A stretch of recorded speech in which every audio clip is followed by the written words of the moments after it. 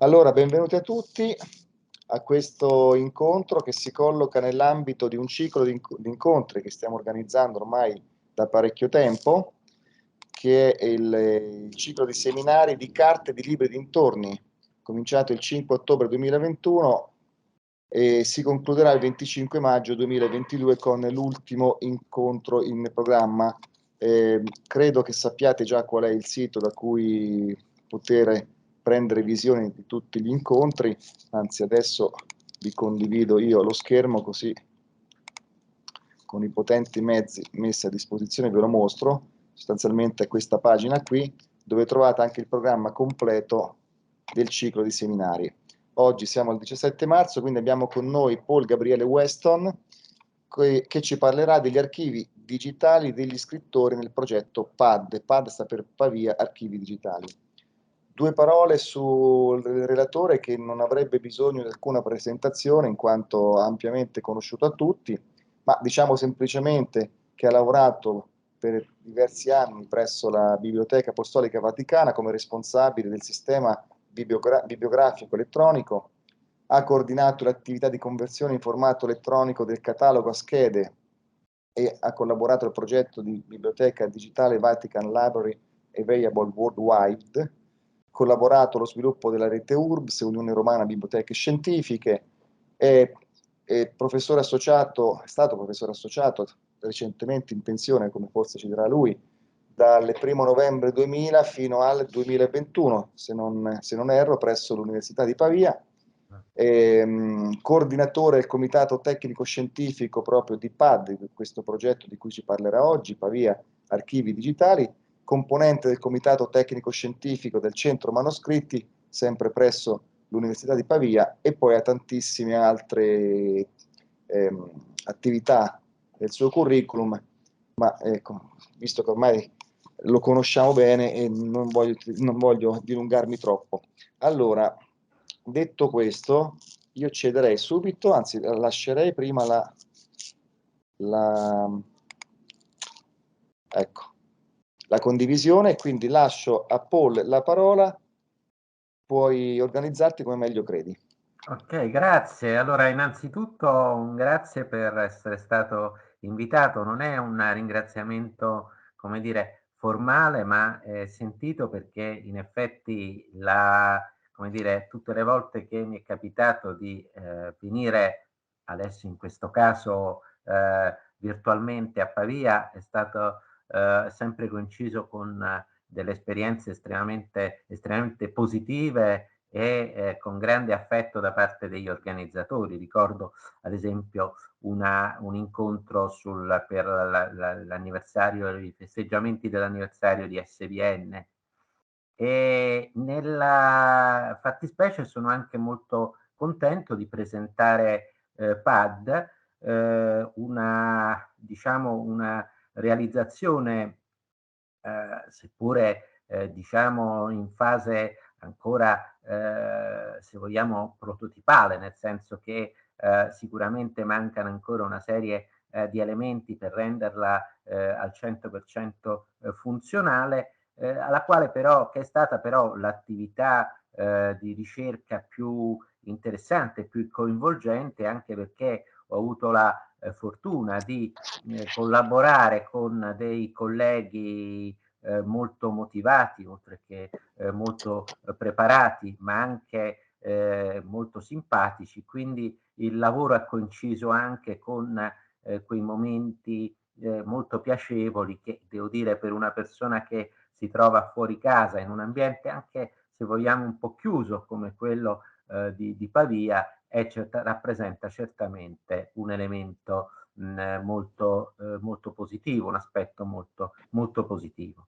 Pavia Archivi Digitali. Adesso io cerco di condividere lo schermo e quindi anche la mia presentazione, la quale appunto poi in forma di slide sarà a disposizione vostra. E in questa presentazione proprio per il carattere didattico, presento anche, diciamo, mi piace presentare la prima volta che si presenta anche quelle che sono state le carte di lavoro, cioè gli appunti con i quali si è progettato, si è discusso nel gruppo, nel piccolo gruppo del comitato tecnico, lo sviluppo di appunto di PAD.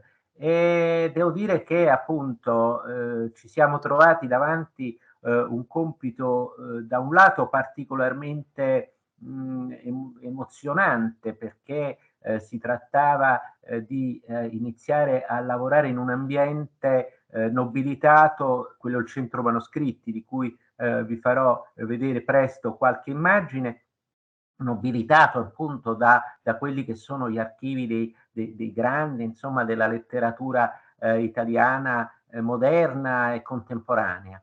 Dall'altro stimolante perché è una scommessa, perché non c'erano molti modelli di riferimento, perlomeno non nel modo in cui l'avremmo pensato di realizzare noi. Ma bando alle ciance e passiamo subito alla presentazione. Ho parlato del Centro Manoscritti. Il Centro Manoscritti è la forma breve di una dicitura più estesa che vedete sullo schermo, che nasce da un'idea di Maria Corti. Maria Corti ha vissuto lungamente in rapporto con l'Università di Pavia, dove ha insegnato, era nata a Milano e anche a Milano è morta, e ha vissuto a Pavia tutto un periodo molto importante della sua produzione scientifica, anche perché era in contatto con altri esponenti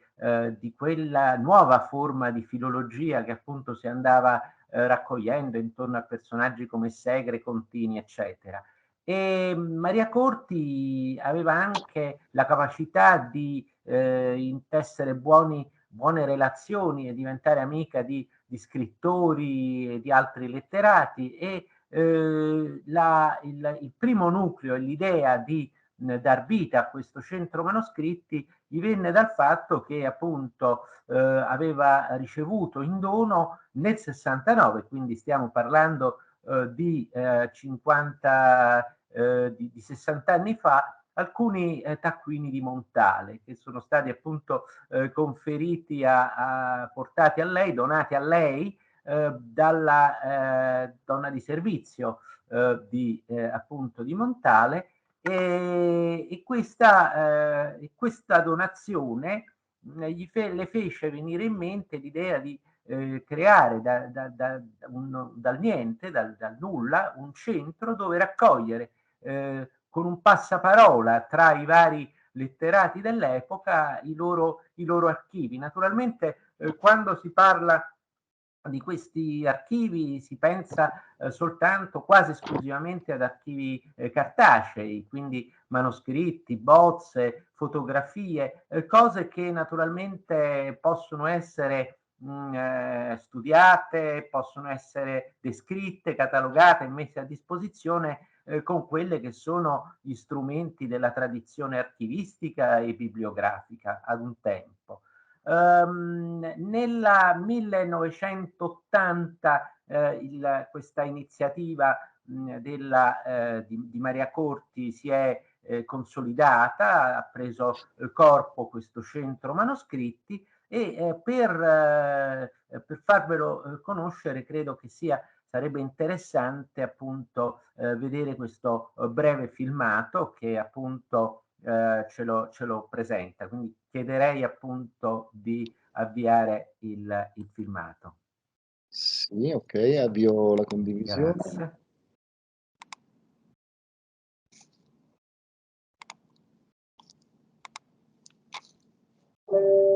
Si sente da remoto?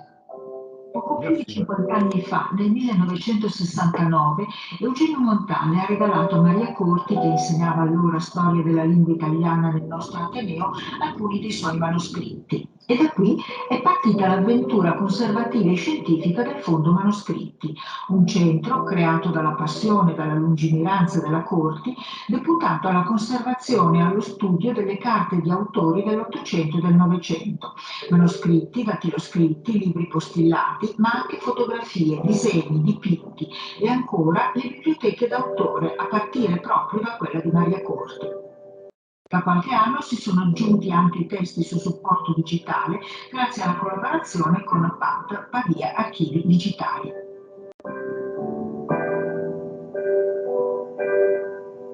Il patrimonio si è arricchito in modo costante. Anche Eugenio Montale ha donato ancora più riprese molti suoi autografi e dopo la sua morte il suo fondo è stato incrementato da altre carte, lettere, disegni, dipinti grazie alla generosità di Gina Tiossi, la sua fedele governante, che nel 2004 ha conferito al centro tutto quello che Montale le aveva lasciato, compresa l'upupa impagliata, immortalata in una famosa fotografia di Ugo Mulas, e la macchina da scrivere, una Olivetti Lettera 22, indispensabile strumento di lavoro del Montale giornalista, ma sui tasti della quale sono nate anche molte poesie conservate al centro. In seguito a un'altra importante donazione sono pervenute al centro molte lettere autografi di un grande autore dell'Ottocento, Ugo Foscolo, e una raccolta imponente di suoi libri, fra cui rarissime prime edizioni. I nomi degli autori del Novecento presenti con le loro carte sono tanti, da Quasimodo a Sereni, da Gadda a Calvino, da Meneghello a Manganelli, ma ci sono anche artisti, giornalisti, figure importanti per l'impegno civile, Antonicelli, scienziati, Rita Levi Montalcini. Ricordiamo in particolare il ricco fondo relativo a Umberto Saba o quello di Alfonso Gatto, presente con i suoi manoscritti, ma anche con molti quadri.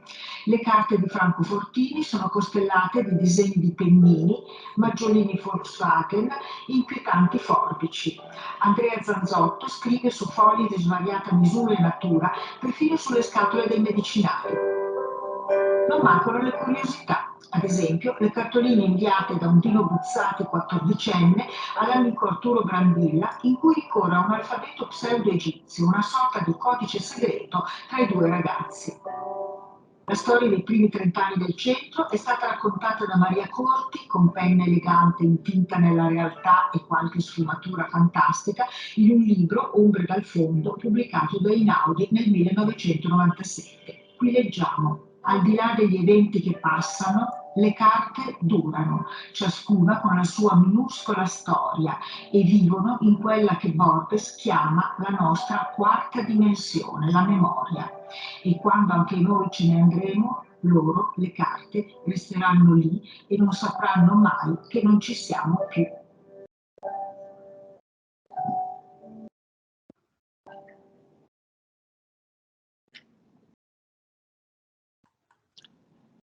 Buona osservazione. Il digitale hai detto, no? Il digitale che farà. Ecco. Qui, aspettate che c'è una condivisione, un commento dal pubblico, Ok. ma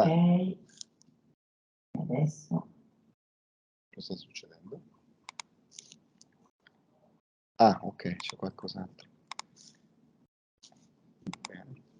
Paul, ci sei? Sì, Sì, c'era posso... Ah sì, dimmi. un commento proprio a caldo che è venuto spontaneo, non solo a qui presenti, ma anche a me. Le carte durano oltre noi, no? Oltre la nostra esistenza. Qualcuno ha detto il digitale, cioè le carte digitali. E queste esattamente, infatti, queste parole che ha espresso Maria Corti, da qui parte proprio il viaggio di Pad, quello che vorrei appunto dire di questa componente digitale dell'archivio di Maria Corti. Queste appunto sono alcune foto di lei più anziana in mezzo alle carte del suo archivio, una delle riviste che ha appunto contribuito a creare e a gestire, e poi ancora due dei suoi libri più famosi, questa In mezzo alle parole si può dire, e l'altra L'ora di tutti, che invece appunto parla di Otranto, quindi lei d'estate andava a Lecce nel Salento, e qui appunto si parla della storia appunto di Otranto, l'assedio che aveva da parte dei Saraceni. Ma e qui vediamo un altro momento importante, di uno dei tanti della storia del Centro Manoscritti, Maria Corti insieme con Cesare Segre e Angelo Stella, che ricevono appunto i manoscritti di Arbasino. Ancora il centro è molto attivo, quindi continuano le pubblicazioni di articoli sulle riviste che pubblica.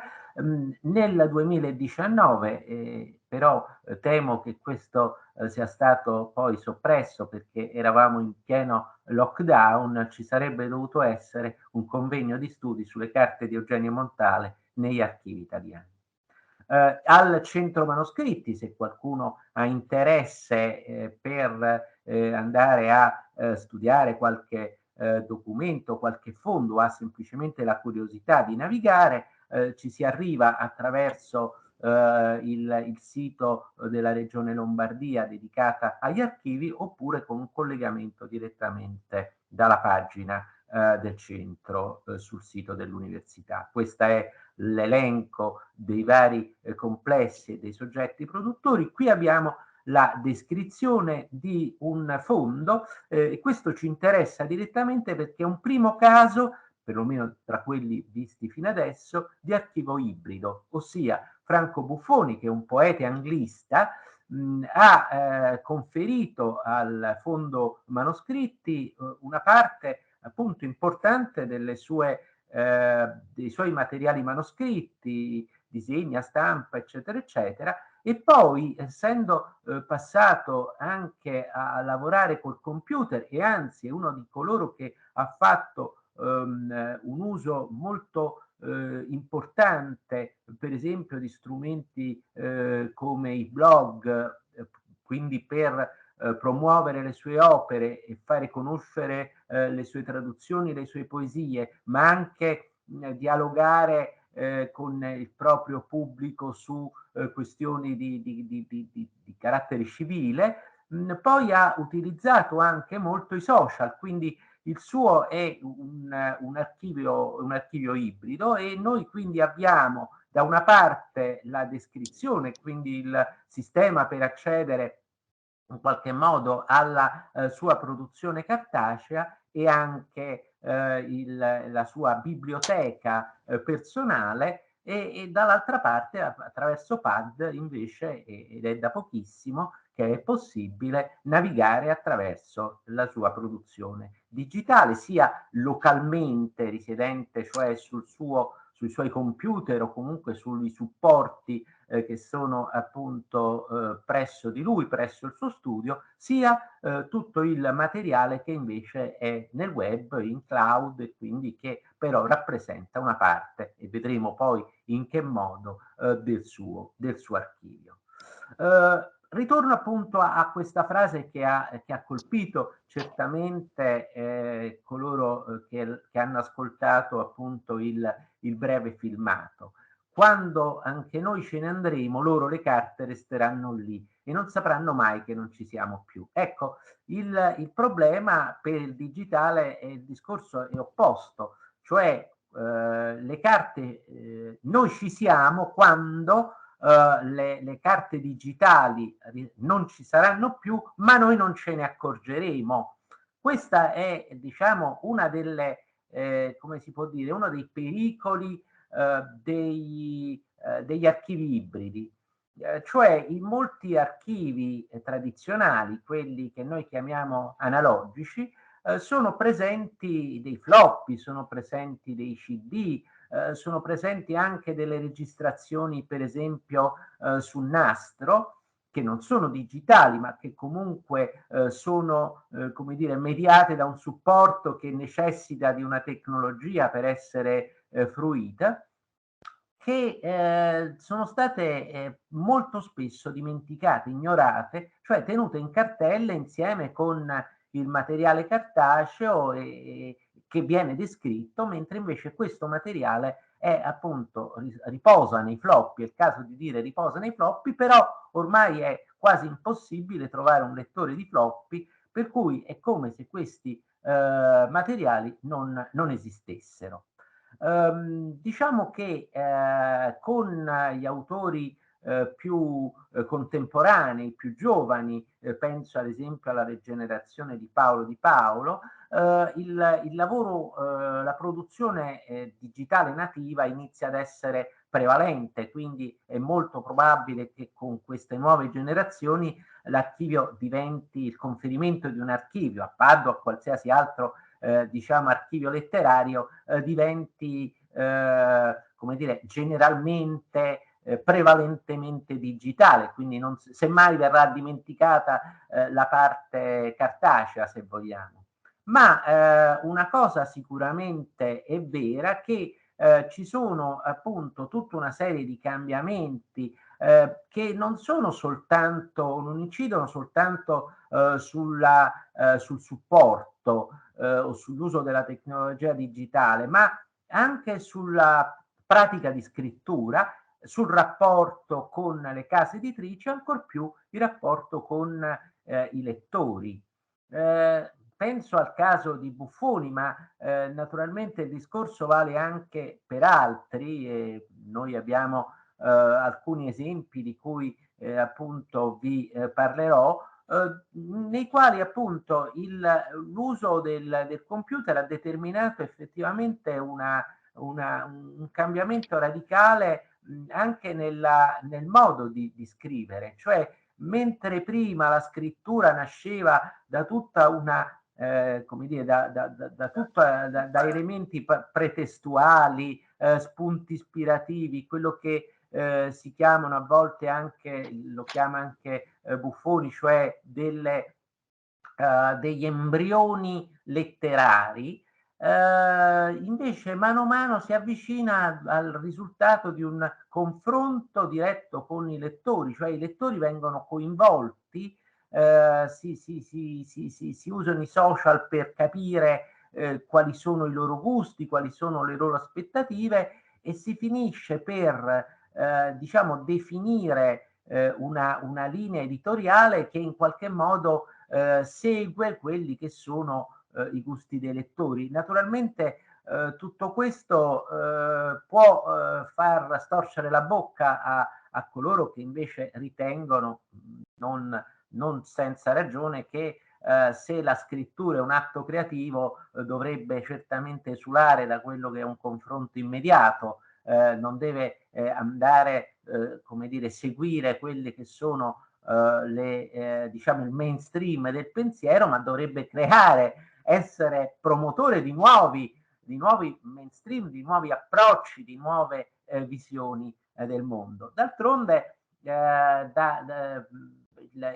ci sono stati scrittori, penso a Stephen King con Riding the Bullet, che per esempio hanno prodotto dei libri che sono diventati degli ipertesti, dove il finale veniva scelto o scritto addirittura dai lettori, quindi di volta in volta i capitoli andavano ad essere diciamo scritti a seconda che appunto la maggioranza dei lettori optasse per una o per l'altra o per la terza soluzione. Dunque il tavolo del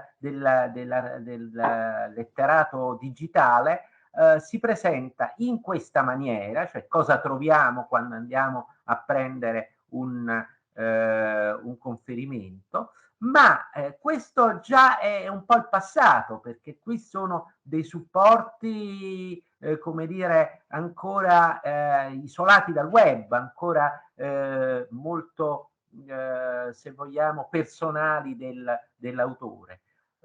Certamente uno dei modi per conservare l'archivio digitale è quello di conservare il computer, ma si capisce che anche questa soluzione è una soluzione non del tutto soddisfacente, se non altro perché il rischio in questi casi è quello di andare a modificare in qualche modo quella che è la struttura originale, cioè dell'archivio, cioè finisce poi per varie ragioni finiscono per essere per esempio modificati quelli che sono per esempio i metadati tecnici dei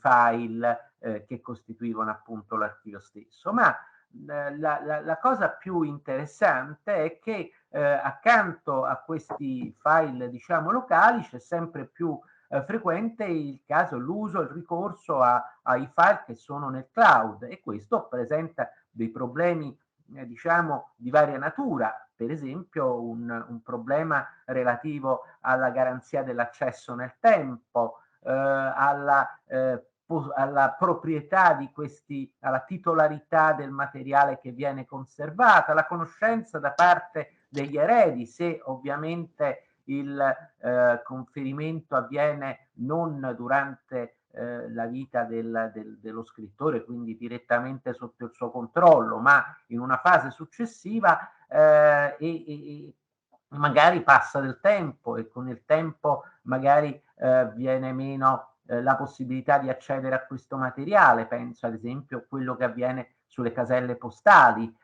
Sono tutti problemi che naturalmente io qui mi limito ad accennare, ma che fanno sì che un archivio digitale nativo oggi è importante che si costituisca come dire, si costituisca direttamente alla presenza del responsabile, si aggiorni continuamente, quindi è un archivio di tipo incrementale, perché si va a fare il versamento, il conferimento di volta in volta, e naturalmente ci sta una parte dei file che sono preesistenti e che magari sono stati modificati, altri che sono nuovi. Insomma, si crea quel fenomeno, diciamo, che forse è noto a coloro che frequentano per esempio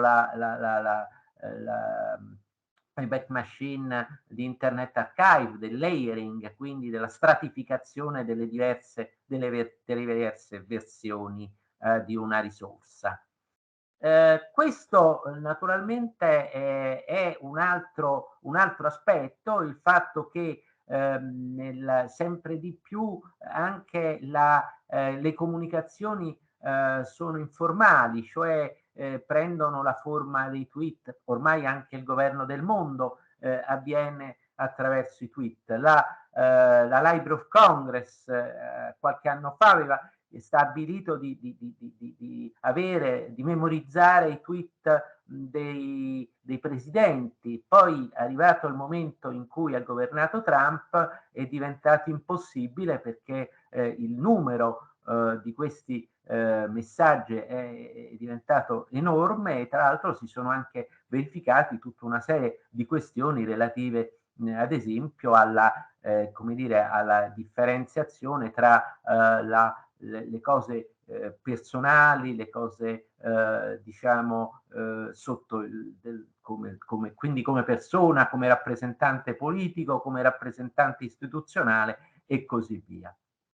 Quindi l'aspetto della conservazione è un aspetto che va affrontato il più presto possibile, va affrontato prima che quelle memorie, anche semplicemente quelle memorie locali su floppy o su CD, diventino obsolete, illeggibili, o che sia molto difficile trovare le apparecchiature per la loro lettura e i software che permettono naturalmente di utilizzare quelle apparecchiature. Da questo punto di vista qui accenno ad un progetto che ha visto anche PAD tra i promotori, ma che naturalmente diciamo vede coinvolto il mondo dell'informatica umanistica, voglio dire, e in generale poi anche alcune grosse istituzioni anche di livello internazionale come Clarin, eccetera, cioè il progetto Aldina. Progetto Aldina che appunto dovrebbe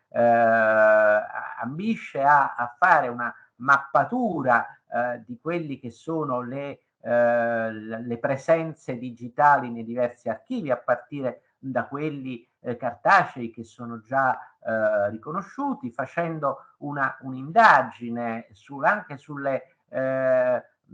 quello che è stato fatto e sulle capacità, le professionalità che hanno gli operatori, per evitare ad esempio che come si stava rischiando di fare all'archivio Fortini, dove appunto ci sono dei floppy, insomma, con la sua produzione a Siena, voglio dire, che appunto si prende il floppy, lo si copia su un computer. Chiaramente questo tipo di operazione fatta in questa maniera va a creare un problema, cioè che si cambia la data di creazione, si cambia il nome del responsabile del file e così via, perché naturalmente nel momento in cui lo sto copiando sto creando un nuovo file su una nuova apparecchiatura, in un nuovo ambiente, in un nuovo contesto e così via, cioè tutto ciò che ovviamente fa sì che diciamo la garanzia di autenticità a cui l'archivio è tenuto viene ovviamente meno.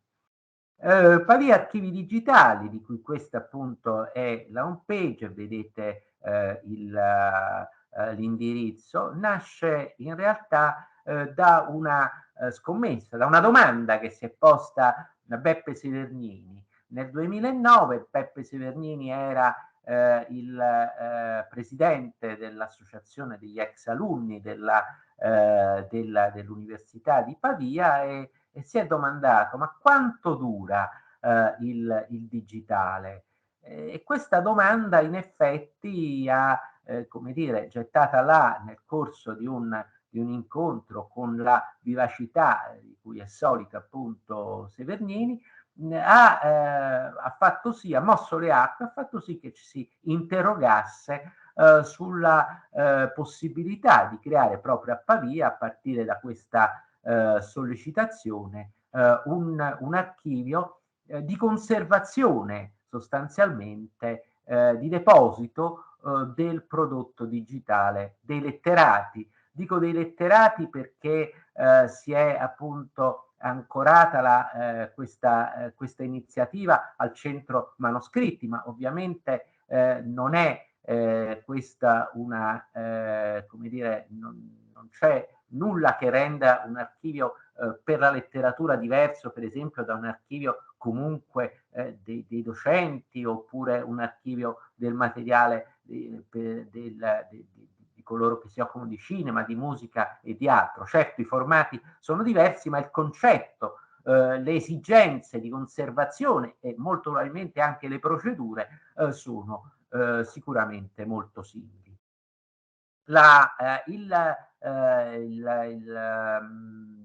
Severnini, proprio per diciamo, dare un primo apporto fondamentale alla iniziativa, ha ceduto proprio i suoi file, quindi 70.000 file, il che naturalmente ci fa capire come, a differenza degli archivi cartacei, un archivio digitale finisce per essere un archivio di grandi dimensioni. Questo perché? Ma perché, per esempio, nel caso di Severnini ha organizzato il suo archivio in base a tutte le sue diverse attività, conduttore televisivo, partecipava a 8:30, diciamo, poi ancora scrive sul Corriere della Sera, fa altre cose. Quindi voglio dire che alla fine, per esempio, moltissimi file vengono a risiedere in cartelle diverse, in luoghi diversi, su supporti diversi, dal suo cellulare al suo computer a casa, a quello presso il giornale, eccetera, eccetera.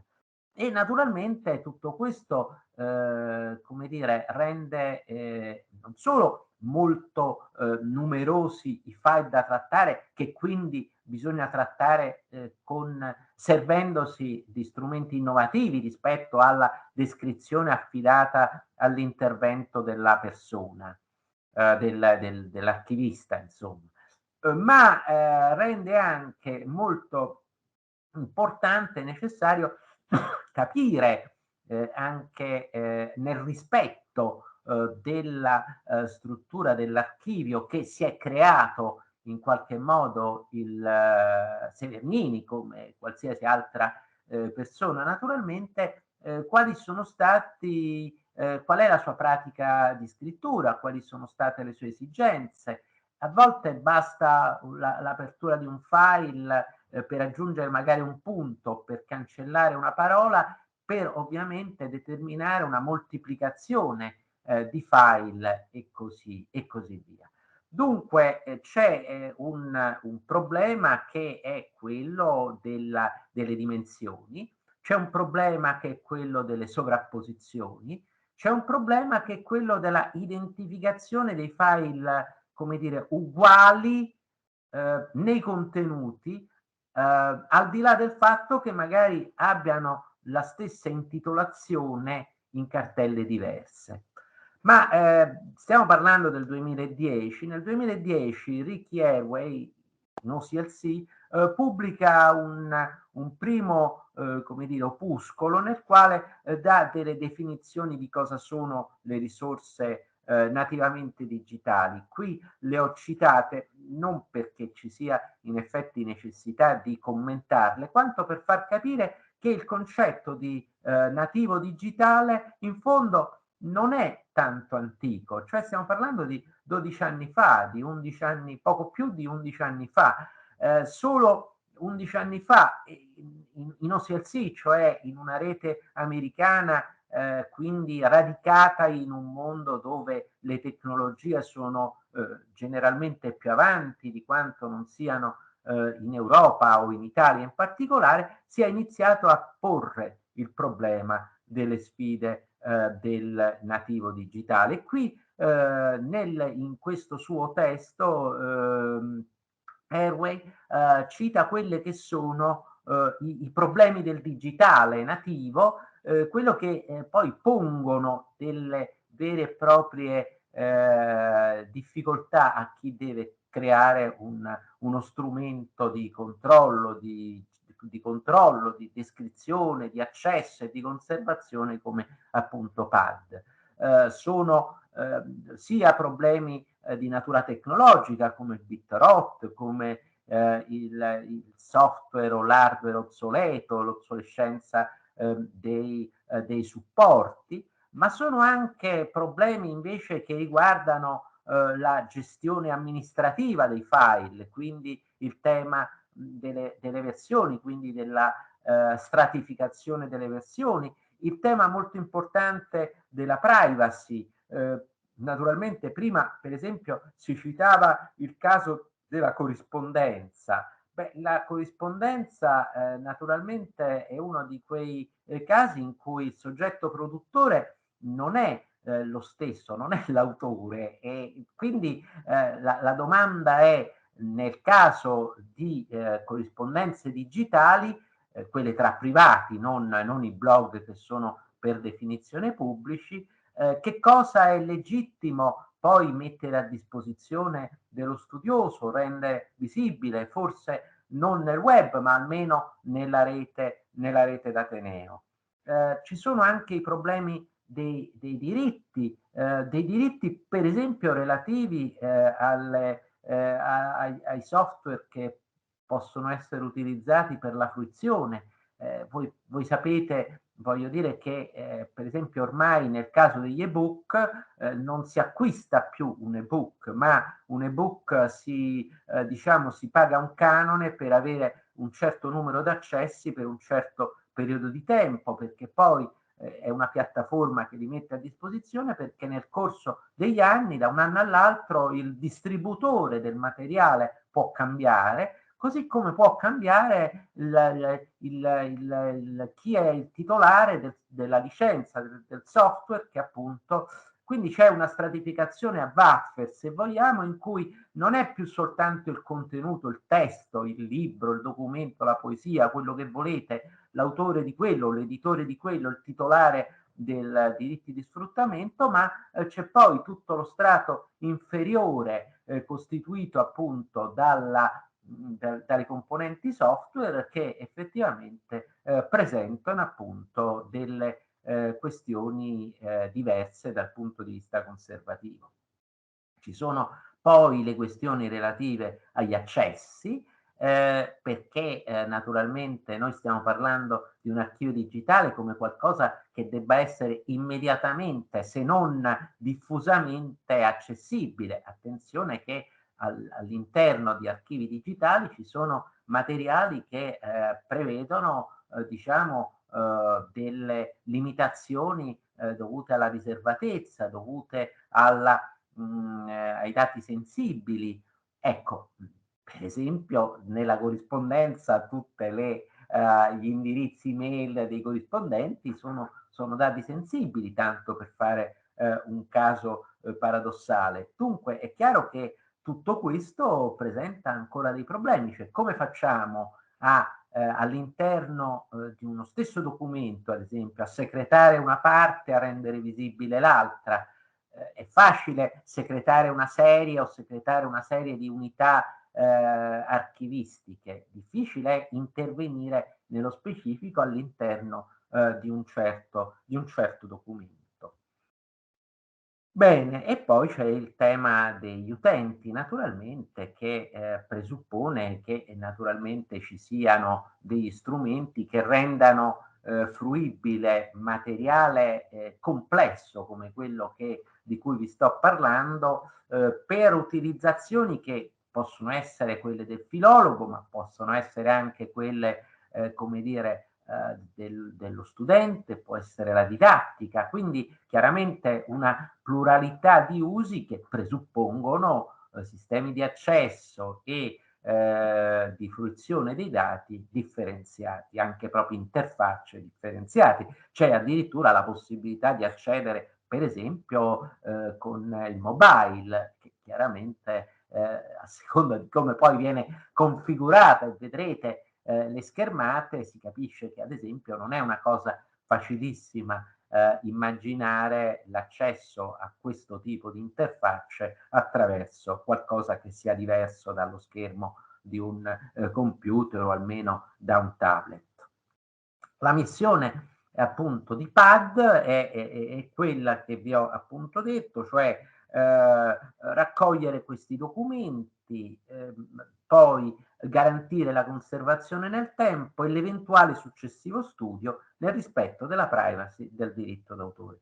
L'incrementabilità di ogni fondo con ulteriori conferimenti è naturalmente ben più che semplicemente un'opzione, è una necessità, perché naturalmente l'archivio deve restare aggiornato per gli autori che già detiene, mentre quando conferiscono le cartelle con gli articoli, questi vanno a collocarsi negli scaffali successivamente a quelli esistenti. Abbiamo visto che nel caso del digitale questi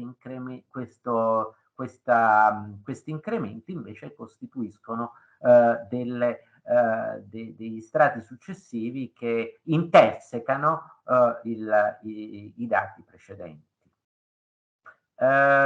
Ora, lo sviluppo del progetto PAD, questi sono gli autori che noi appunto di cui abbiamo trattato i materiali. Attenzione che non di tutti si può definire il materiale posseduto come un archivio. Perché si possa considerare archivio occorre che innanzitutto che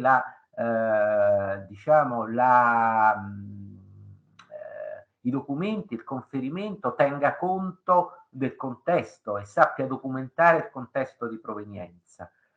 In secondo luogo perché e quindi deve rispettare la totalità, comunque ciò che si avvicina in qualche modo alla totalità dei materiali che hanno a che vedere con l'archivio e che non sono privato, cosa che è un altro problema che si può naturalmente presentare.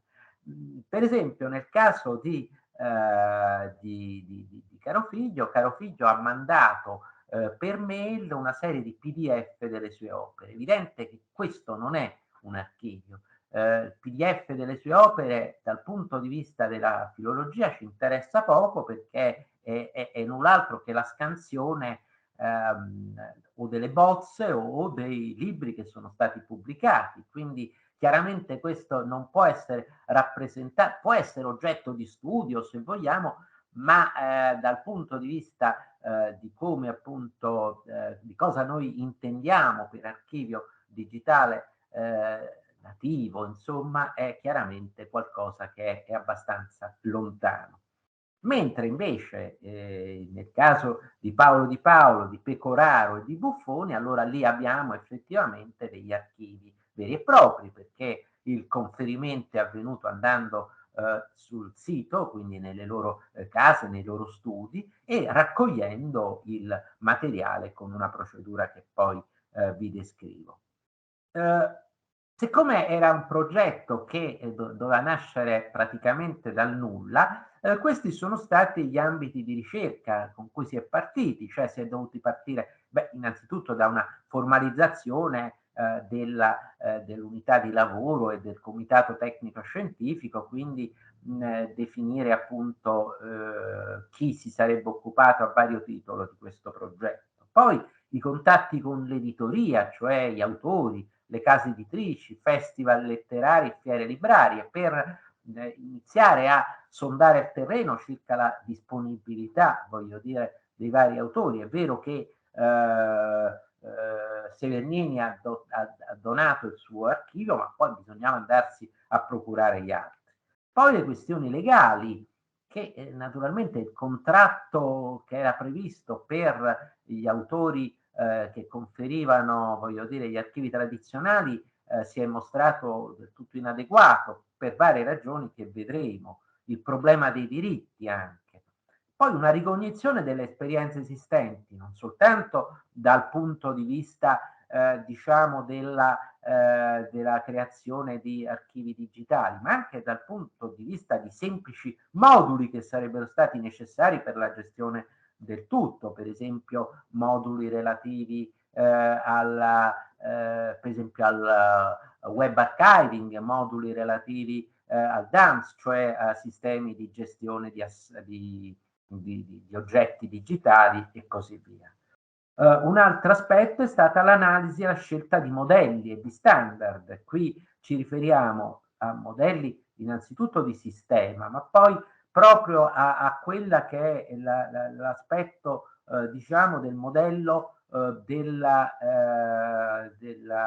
dell'istituto di conservazione, che da un lato è un modello organizzativo, in altri termini il modello AIS, quindi quello per la conservazione di lungo termine, dall'altra su questo il modello invece relativo alla rappresentazione dell'archivio, che sono modelli di natura archivistica, e al tempo stesso però anche modelli di natura letteraria, perché bisognava immaginare, ipotizzare che se da un lato questi sono archivi, quindi c'è la necessità di restituire agli utenti una, come dire, una visione del contesto di provenienza di singoli file, del modo in cui sono stati inseriti all'interno di cartelle, all'interno di serie, eccetera, eccetera, da parte degli autori stessi, ma allo stesso tempo è necessario anche creare dei nuclei di aggregazione, e queste sono le opere, cioè lo studioso che sta cercando una certa opera, una certa produzione poetica, una certa pubblicazione di un romanzo e così via, è interessato ad avere tutto ciò che lo riguarda, quindi che riguarda quest'opera, quindi materiale testuale come le bozze, i manoscritti, cioè materiale pretestuale, quindi tutto ciò che sono appunto gli embrioni letterari, materiale che va a costituire, diciamo, l'esito e le conseguenze della pubblicazione, come le recensioni, i premi letterari, le conferenze, le presentazioni, e poi tutto quello che è l'aspetto, diciamo, degli interventi sui social relativi, per esempio, al lancio, alla promozione di quella particolare opera. Quindi da un lato c'è ovviamente il modello archivistico, dall'altra il modello bibliografico. La scommessa è quella di far vivere questi due modelli in un unico sistema informativo, ma qui ci si è avvantaggiati, si beneficia della flessibilità del digitale, cioè il digitale non ti costringe a scegliere un modello rispetto all'altro, ti dà la possibilità, secondo delle occorrenze, di come dire, rimescolare le carte in maniera che un tipo di organizzazione, che è quella logica dell'archivio, può poi, che è quella, se vogliamo, fattuale dell'archivio, può poi essere convertita in una sistemazione, voglio dire, logica, che è quella per nuclei bibliografici. Naturalmente l'aspetto delle tecnologie hardware e software non è assolutamente banale, e poi anche gli ambiti di fruizione, cioè capire quali sono poi le esigenze naturalmente della conservazione in primo luogo, perché questo è il primo fine di PAD, ma poi anche la consultazione, lo studio, la filologia, la didattica. Su questi aspetti ancora c'è del lavoro appunto da fare. Questo è si parlava appunto di organizzazione, questo è stato l'organigramma, diciamo, che si è occupato di PAD, mentre poi concretamente le persone che vi hanno lavorato sono queste, cioè Primo Baldini, che la cui presenza è stata fondamentale per due ragioni. La prima molto pratica, perché è diciamo veramente una persona molto valida dal punto di vista dell'uso dei software e della conoscenza degli hardware. Quindi lui stesso a casa disponeva di molte apparecchiature del passato che aveva conservato, e quindi è stato in grado di leggere anche i floppy, quelli da 12 voglio dire, pollici, cioè 12 centimetri, che sono proprio i primi prodotti, diciamo, con i computer IBM più antichi.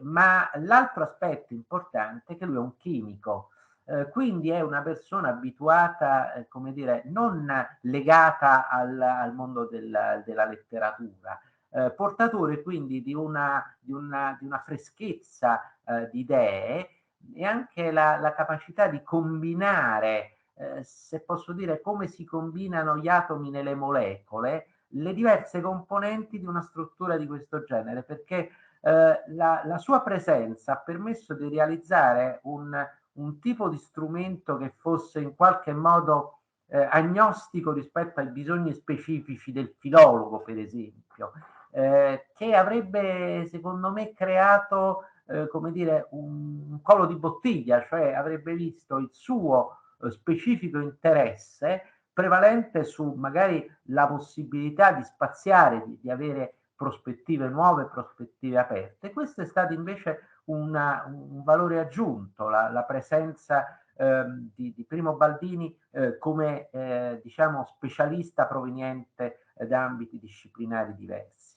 Emanuela Carbè, che invece era una dottore in letteratura contemporanea, ma essa stessa scrittrice, essa stessa molto diciamo dinamica sul fronte anche degli autori e degli editori, quindi lei ha assunto la responsabilità di partecipare a fiere, a festival, eccetera, sentire insomma anche contattare e promuovere l'iniziativa.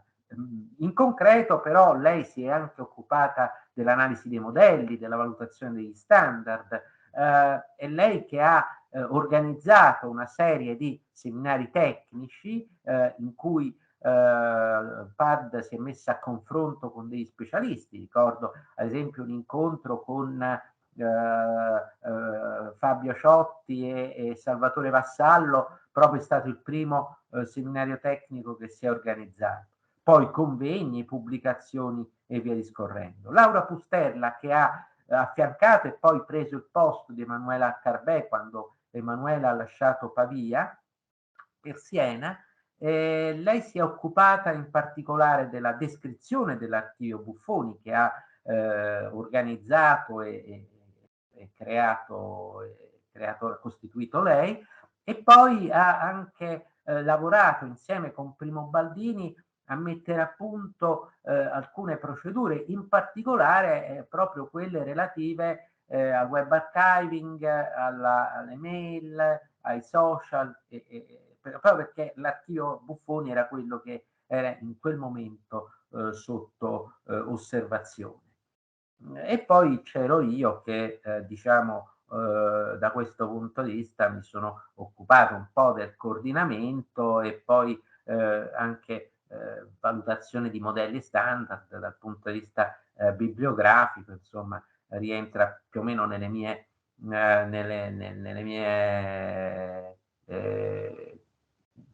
quelle di cui mi sono occupato, insomma, per qualche anno. Una prima cosa che abbiamo fatto è stata un'analisi SWOT, quindi SWOT appunto sta per Strength, Weaknesses, Opportunities and Threats, sarebbero praticamente un'analisi il più possibile obiettiva, interna, quindi dal punto di vista interno dell'istituzione, degli aspetti di forza e debolezza del progetto, e dal punto di vista esterno delle opportunità che la realizzazione offre, ma anche dei pericoli che può correre. Vi faccio molto rapidamente vedere, poi certamente non temete, non vado a leggere e commentare uno per uno, però ecco, tra i punti di forza certamente il fatto di ancorarsi al centro manoscritti è importante, perché da questo punto di vista la presenza fisica di un ente, quindi di un ente esistente e fisicamente presente all'interno di una struttura, voglio dire, è importante per un progetto digitale che altrimenti rischia di essere collocato un po' nel vuoto.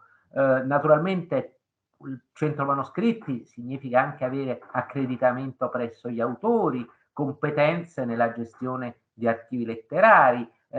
Intorno al centro manoscritti ruotano naturalmente specialisti di filologia e di altre discipline, storia della lingua, eccetera, che sono ovviamente tra i primi da interpellare nel momento in cui si pensa a quali servizi poi debbano essere offerti. Tra i punti di forza ho detto le capacità informatiche di Primo Baldini, tecnico del Dipartimento di Chimica Fisica, coinvolgimento di Emanuela Carbè, che è stata veramente una persona straordinaria per dedizione. Non posso non citare qui il fatto che, volendo terminare un lavoro di revisione dei file di Pecoraro, che peraltro è anche amico, con il tempo è diventato anche suo amico, insomma, si è portata questi file, voglio dire, in Grecia durante le vacanze, e ci ha lavorato anche durante il periodo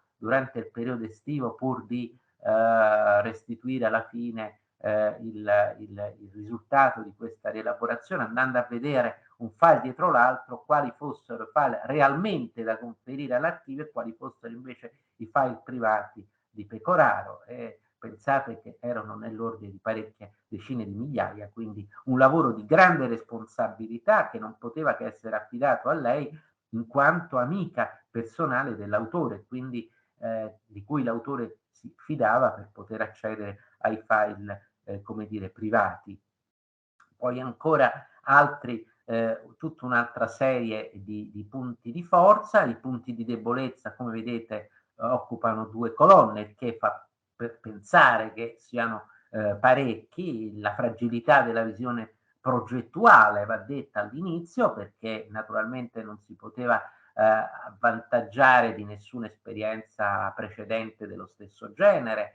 Il fatto che non ci fossero finanziamenti specifici, il fatto che si sia partiti tutto sommato con un nucleo abbastanza ridotto di persone, quindi il fatto, per dire, ecco, se Primo Baldini fosse andato in pensione prima di terminare, certamente avrebbe creato come dire, un vuoto difficilmente colmabile, anche se poi, come vedremo, Baldini ha fatto una cosa molto importante, cioè ha documentato tutto quello che è stato fatto dal primo giorno all'ultimo intervento, tutto è assolutamente documentato, e questa è una cosa importante, lo dico dal punto di vista di come si conducono i progetti, perché spesso con l'ansia di produrre qualcosa, di rendere qualcosa visibile, eccetera, si fa, ma si documenta poco, e quando si vede poi che c'è la necessità di documentare, magari è più difficile farlo perché si è persa un po' la memoria,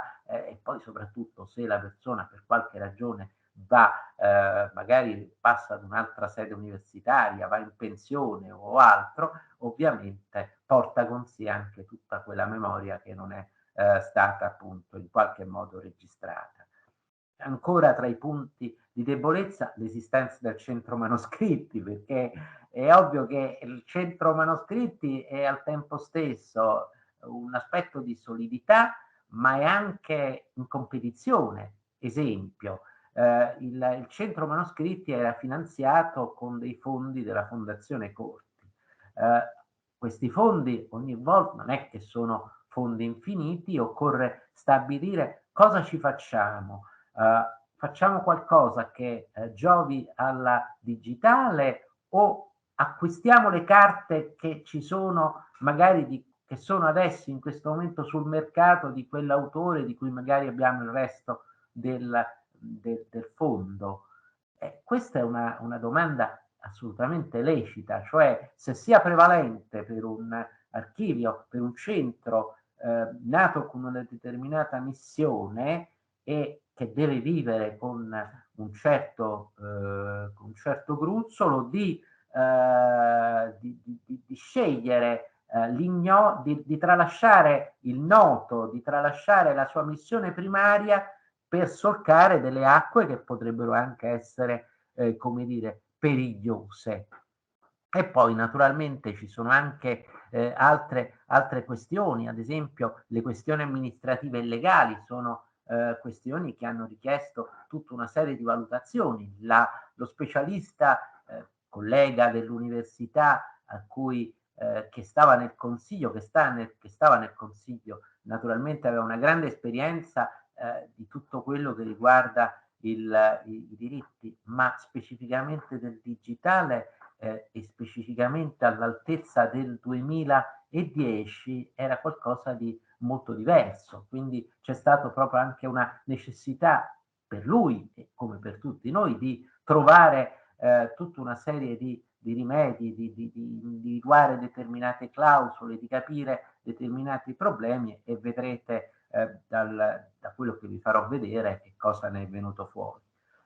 Per quello che riguarda opportunità e rischi, naturalmente l'opportunità è sia interesse degli autori, opportunità data dalla scarsità di archivi digitali della letteratura, nativi digitali naturalmente della letteratura in Italia. In fondo il fatto stesso che io vi stia a parlare oggi qui lo si deve non perché PAD sia l'ottimo, semplicemente perché è forse uno dei pochi esempi di questo genere che esiste.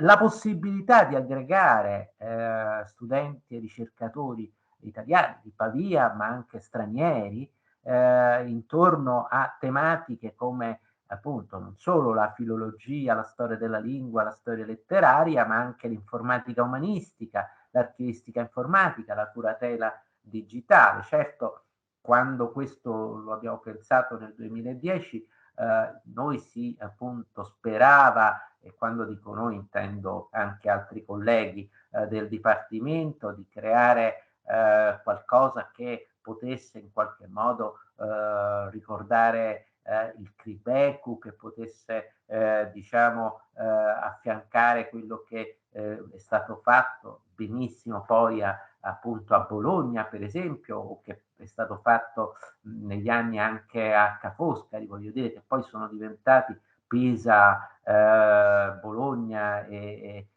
appunto Venezia, tra le punte di diamante, insomma, dell'informatica umanistica italiana, senza far torto naturalmente ad altre sedi. Questo non è stato possibile perché per una serie di ragioni. Forse una delle ragioni è che in fondo è una università, una sede antica, sì, storica, prestigiosa, quel che volete, ma anche forse più piccola rispetto alle altre e quindi con minori risorse, la necessità di favorire quelle che sono, diciamo, le tradizioni, e le tradizioni sono appunto quelle della filologia, quelle degli studi classici, quelle dell'archeologia. Certamente all'epoca informatica umanistica sembrava un'altra disciplina, una cosa un po' aliena, se vogliamo, sicuramente estranea anche alle competenze di quelli che appunto operavano nell'università. E questo ovviamente è stato poi un'opportunità mancata e oggi in effetti Pavia non è una delle sedi che in Italia gode di una tradizione proprio per questo specifico ambito disciplinare. E poi anche altri rischi, per esempio l'evoluzione delle tecnologie digitali e delle comunicazioni. Quando nel 2010 si è iniziato a pensare a queste cose, i social non esistevano, sono venuti assolutamente dopo e anche tutto quello che sono i servizi, quelli che sono le abitudini delle persone, quella che è la volubilità stessa della comunicazione che naturalmente cambia nel tempo e crea su una struttura piccola dei carichi notevoli di lavoro per lo sviluppo di nuovi prodotti. Diciamo che noi ci siamo sempre posti però un'idea e di questo si è parlato più volte in convegni appunto delle Digital Humanities, ricordo ad esempio a Bari qualche anno fa, cioè quella di mettere PAD a disposizione di chi vuole, nel senso che non dico fisicamente la struttura di PAD, ma tutto quello che è il disegno, l'esperienza fatta, il know-how, per far sì che possa nascere, come dire, anche altrove qualcosa di simile, o che possa nascere un sistema nazionale, per esempio, di raccolta della letteratura digitale o comunque una compartecipazione ad un progetto che richiede talmente tante competenze che solo le eccellenze di diverse sedi possono in qualche modo garantire. Io sono lì a ripeterlo anche oggi, nel senso che, per esempio, una prima cosa che merita di essere fatta per PAD è il fatto di essere creata su un software, diciamo, di pubblico open source. PAD di per sé non è su un software open source, perlomeno la struttura centrale, perché Primo Baldini all'epoca appunto non aveva specifiche competenze mentre gestiva perfettamente FileMaker e quindi l'idea all'epoca era: io se devo investire del tempo prima a formarmi non riesco più a seguire questo progetto, quindi ha creato il progetto per tutto ciò che è l'aspetto, diciamo, organizzativo, strutturale, eccetera, come qualcosa di replicabile, e molti degli strumenti che sono stati poi creati sono collocati, voglio dire, all'interno di PAD sono appunto open source, ma la struttura è nata attorno ad un prodotto non open. Ora invece una delle esigenze dell'organizzazione OAIS è che tutto sia, voglio dire, tutto ciò che concerne la conservazione sia open, perché in questa maniera si riesce a sopravvivere a quelle problematiche che dicevo prima delle licenze, eccetera. Un esempio da questo punto di vista che appunto diciamo è alla base, per esempio, di alcune strategie di conservazione come quella della Biblioteca Vaticana, è quella di avere per esempio scelto come proprio formato di archiviazione FITS e non delle immagini dei manoscritti, FITS e non diciamo e non TIFF. TIFF è di Adobe, mentre FITS è un open source che nasce nell'ambito della comunità degli astrofisici, ha 40-50 anni ormai di adozione e di esperienza alle spalle, e quindi è probabile che venga e consente tutta una serie di elaborazioni in avanti, come per esempio la conservazione delle immagini RAW, dei file RAW, e poi anche di immagini vettoriali e così via, che sono apparentemente sovradimensionate rispetto alle esigenze di una biblioteca di manoscritti medievali, ma che poi, quando si va a vedere tante cose che si possono fare mano a mano che le apparecchiature diventano sempre più performanti e mano a mano che l'appetito viene mangiando, quindi che si dice ma perché non si può fare questo, quest'altro, eccetera, eccetera, naturalmente a quel punto fa estremamente comodo avere. D'altronde da questo punto di vista Allegrezza è l'esperto, perché sull'argomento appunto di Fitz e l'esperienza della Vaticana ha pubblicato, se non ricordo male, un bell'articolo su Digitalia qualche anno fa, quindi ha, voglio dire, perfetta consapevolezza di ciò di cui stiamo in questo momento parlando. Ecco, questo è un esempio del contratto. Tutto quello che vedete evidenziato è qualcosa che si è dovuto discutere. Un archivio di documenti, è giusto, sono documenti, sono file, in formato digitale elettronico.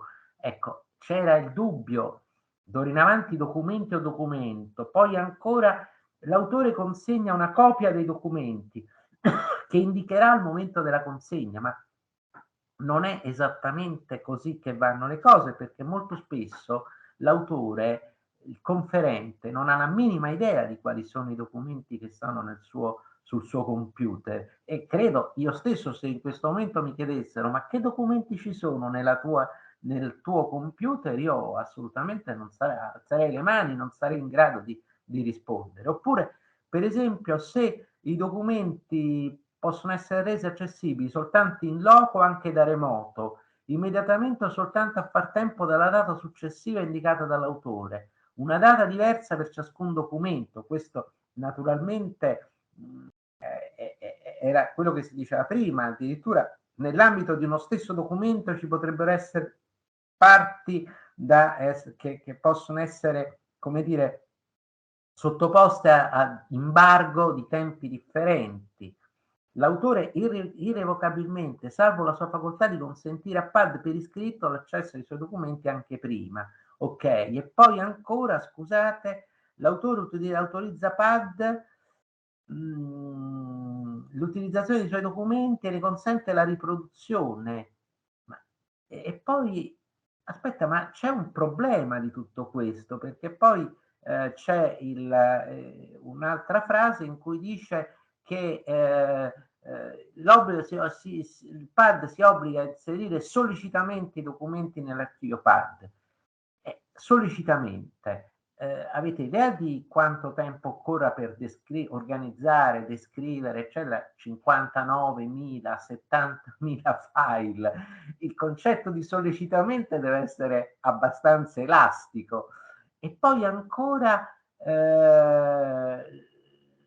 ecco, l'autore si obbliga a non consegnare a terzi alcun altro documento corrispondente a quelli consegnati a PAD. Cosa significa? No, perché nel mondo cartaceo tu stai dando delle carte che sono ovviamente gli originali, puoi non aver fatto le fotocopie, ma ad esempio con i file digitali due file possono essere esattamente identici su due supporti, su due computer, su due supporti, su due dischetti, possono essere duplicati senza che nessuno dei due sia in realtà l'originale. Ecco, quindi ci sono tutta una serie di problematiche che un contratto doveva naturalmente iniziare a risolvere, e questo spiega appunto perché questo contratto non era, diciamo, così come era impostato, non era sufficiente.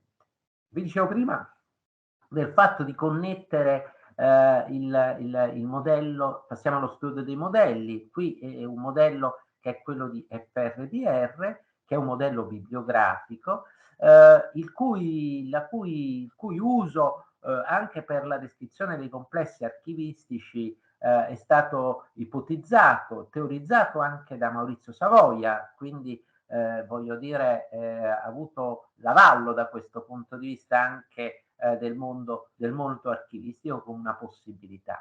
C'è un problema che quello che si riflette in FRBR, in questa versione dell'FRBR, che è ovviamente quella del momento esistente, valida al momento in cui si è iniziato lo studio, fotografa una situazione perché deve gestire in qualche modo, sono i requisiti funzionali dei record bibliografici, cioè dei record delle opere a stampa che vanno che entrano nelle biblioteche, devono essere descritte dai sistemi bibliografici, dove ovviamente ogni opera è fissa, immobile, c'è un'edizione, certo ci può essere una seconda edizione, ma la seconda edizione sarà oggetto di una seconda ulteriore descrizione e così via. Mentre in quello che a noi interessa è più utile una visione come quella di FRBR-OO, che introduce, che nasce dalla collaborazione tra il mondo diciamo bibliografico, quello degli editori e il mondo anche delle arti, perché introduce il concetto del tempo, cioè l'opera nel corso del tempo. Cosa significa questo? Senza andare diciamo nel dettaglio di questo schema, ad introdurre un concetto che è quello diciamo di un'opera che subisce nel corso del tempo e si pone in relazione con diversi momenti della sua creazione, diversi momenti della sua espressione, cioè della sua realizzazione, della sua concretizzarsi sotto forma di stesura, diciamo, di un testo. Tutte queste cose sono importanti perché sono esattamente ciò che fa un archivio letterario digitale, cioè ci sono, non dobbiamo focalizzarci su quella che è la pubblicazione finale, perché quella probabilmente è già disponibile in una biblioteca, viene descritta tranquillamente negli OPAC e può essere anche accessibile facilmente se sotto forma di ebook, collegandosi alle varie piattaforme esistenti. Qui si tratta invece di mettere in evidenza tutte le relazioni che esiste tra una prima versione e una versione successiva, tra una prima edizione, un'edizione rivista e corretta, un'edizione tradotta, un'edizione diciamo abbreviata, e poi ancora chi sono coloro che sono intervenuti, se questi che sono intervenuti sono l'autore stesso, sono il traduttore, sono il curatore editoriale, sono addirittura i desiderata dei lettori, i suggerimenti degli amici o dei critici e via discorrendo. Quindi si capisce che bisogna valorizzare queste relazioni, perché è proprio la valorizzazione di queste relazioni che deve essere, come dire, il modo di sfruttare, di utilizzare, di capire la logica che c'è dietro tutti questi file, che sono così numerosi proprio perché esiste questa molteplicità dell'oggetto, non è più il lavoro, la sua espressione, la sua materializzazione, poi i 1000 esemplari, anzi qui i 1000 esemplari non ci stanno, ma ci possono essere decine per esempio di versioni, quindi espressioni anche leggermente diverse, che si trovano su decine di supporti diversi, il computer, l'hard disk, il floppy, il cloud e così via. E qui naturalmente, qui io salto tutte queste slide perché mi interessa che si capisca, diciamo, qual è il problema che ci si è posti dal punto di vista del modello iniziale. Dicevo anche quali erano i possibili riferimenti nel momento in cui si è iniziato a pensare a questo. Beh, il riferimento più vicino era un progetto che è stato avviato in Inghilterra dal GISC, che è un consorzio tra diciamo biblioteche ed istituzioni di ricerca e l'Università di Manchester. Si chiama Paradigm, un consorzio che nasce, un progetto che nasce per studiare il modo di di far creare i documenti prodotti dagli esponenti dei partiti politici in maniera tale da poter essere poi facilmente raccolti, conservati e messi a disposizione da archivi appunto della produzione politica. Naturalmente qui voi trovate tutti i momenti che per molti aspetti sono esattamente identici al nostro, cioè la creazione del record, che sarebbe la creazione, se vogliamo, del file, poi la vita del record, nel senso tutto quello che avviene attorno a questo file, la valutazione del file per capire qual è, diciamo, qual è il suo valore, qual è il vero, qual è quello che poi viene portato a compimento, quale ruolo gioca all'interno dell'archivio, eccetera. Dopodiché, va bene, questo è il lavoro che fa l'autore, se vogliamo, quindi noi ci troviamo poi alla fine con un record o comunque un progetto di conferimento che tiene conto già di una selezione almeno ideale tra ciò che va trasferito, che fa parte dell'archivio letterario vero e proprio, e ciò che viceversa non deve essere trasferito perché non fa parte dell'archivio letterario, non è nelle intenzioni dell'autore di considerarlo tale. Dopodiché arriva a PAD a questo punto, c'è la necessità di creare come dire, un pacchetto, cioè di dare una forma stabilita a tutto questo materiale, per esempio attraverso la produzione, vedremo, di tutta una serie di metadati che sono poi quelli che descrivono, accompagnano e definiscono le varie componenti dell'oggetto digitale, sia per rappresentarne i contenuti, sia per rappresentarne le caratteristiche tecniche, sia per rappresentarne il contesto di provenienza nell'ambito dell'archivio. Tutto questo va poi messo a disposizione per quello che riguarda il Dark Archive, cioè l'archivio, se vogliamo, di conservazione, non l'archivio di consultazione, ma di conservazione, dove ci sono poi tutta una serie di diciamo di metadati che vedremo anche nel nostro caso, che servono appunto per esempio per trattare allo stesso modo file che abbiano caratteristiche identiche quando c'è necessità di fare un certo tipo di evoluzione, ad esempio passare ad una versione successiva, ad un upgrade di una certa release di un certo software o cose di questo genere. E poi c'è l'aspetto della preparazione del front-end, di quello che poi vedono gli utenti, quindi gli strumenti per la ricerca, per la consultazione, eccetera. Ora, tutto questo sembrerebbe assolutamente conforme alle nostre esigenze. C'è un piccolo problema.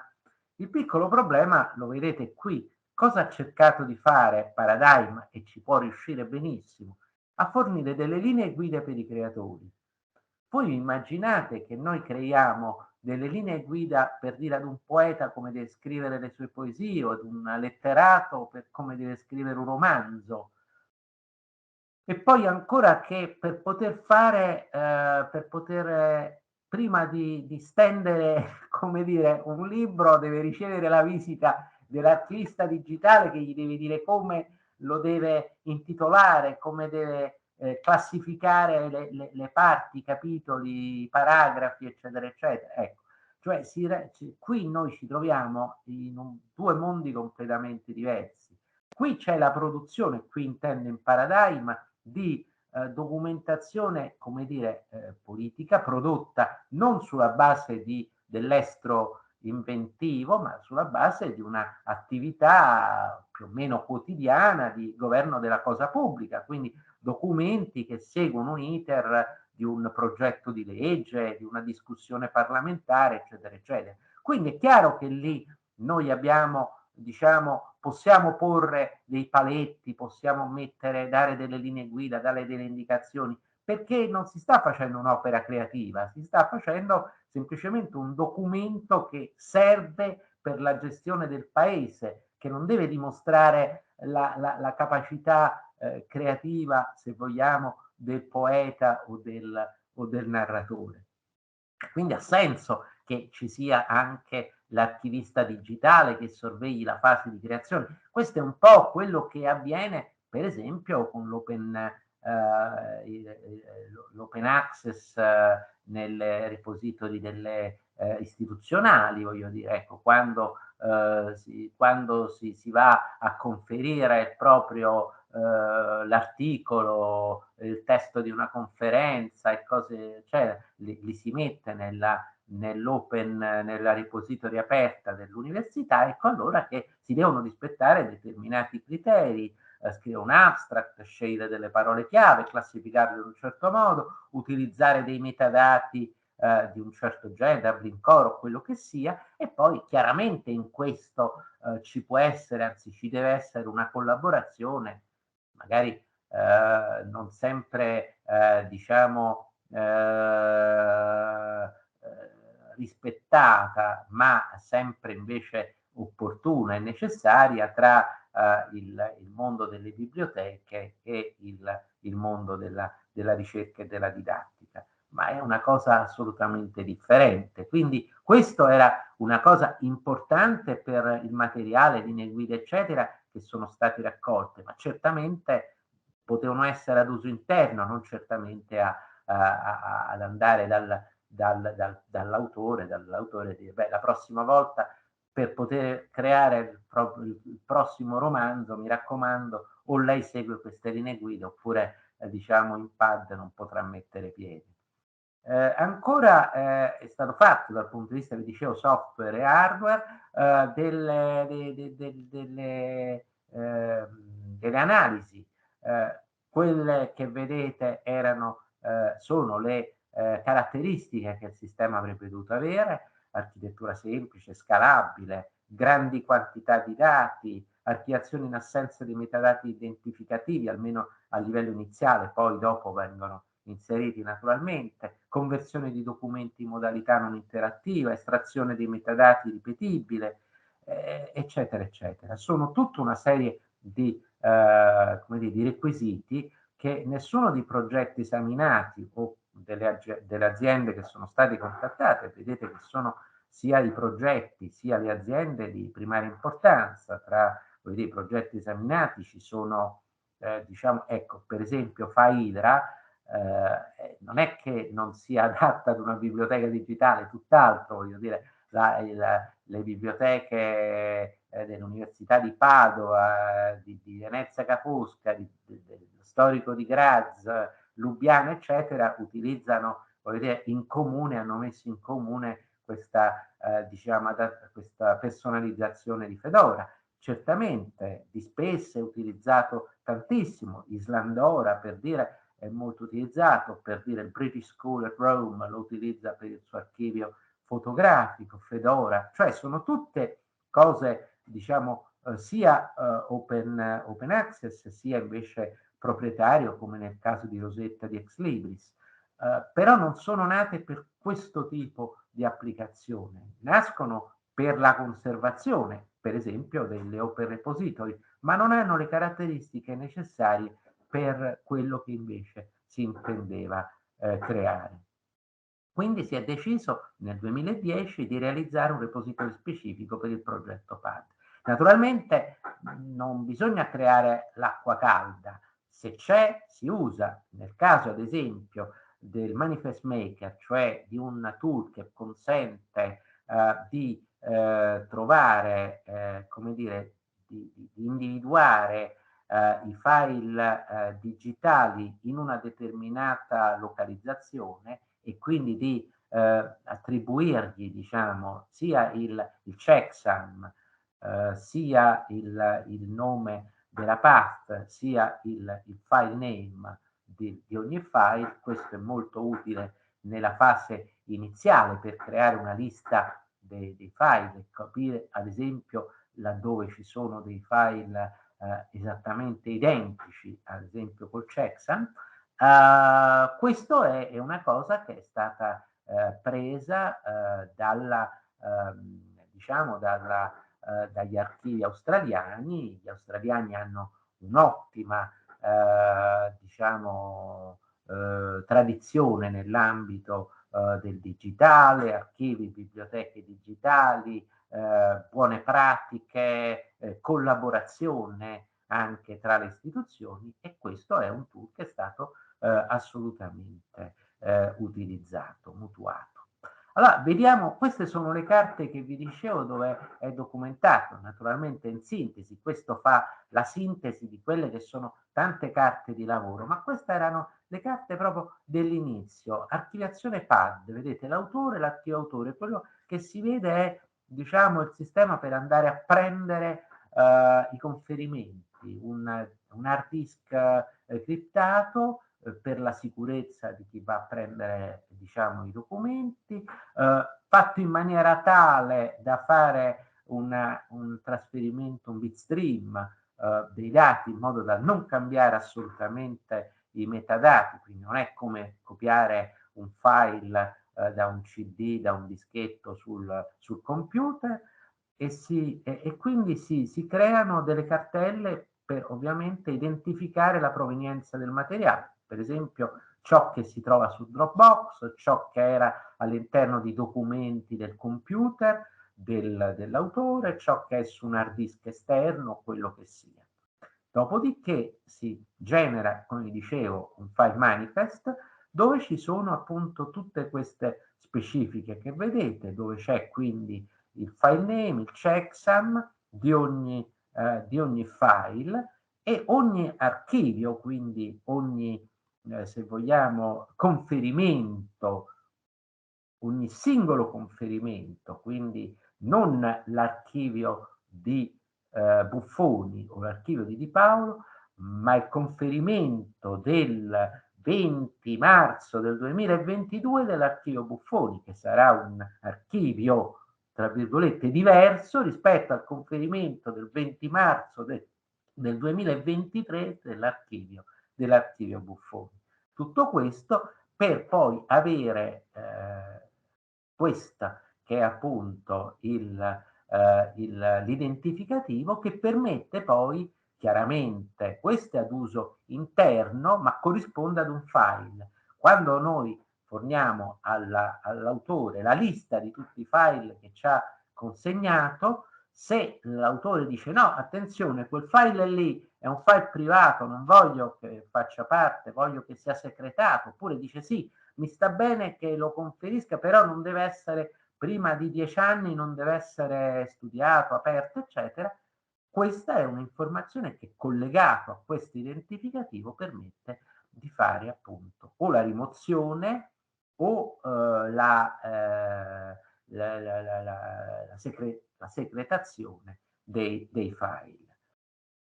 Dicevamo appunto WISE, che è questo sistema, adesso quello che abbiamo visto in pratica in Paradigm era l'applicazione di questa logica, cioè si crea un pacchetto per la submission, per l'ingest, per il riversamento, il conferimento all'interno dell'archivio, la gestione dell'archivio per la conservazione, dall'altra parte il pacchetto per la diffusione, cioè in pratica quando un utente a distanza di tempo ha bisogno di una certa informazione, di un certo file, di avere accesso ad un certo archivio, eccetera, eccetera, fa delle queries, poi ottiene una serie di risultati, domanda a questo punto di vedere specificamente quel certo documento, quel certo file che gli viene appunto dato, e che poi pone tutto il problema di come rendere questa interazione, quale formato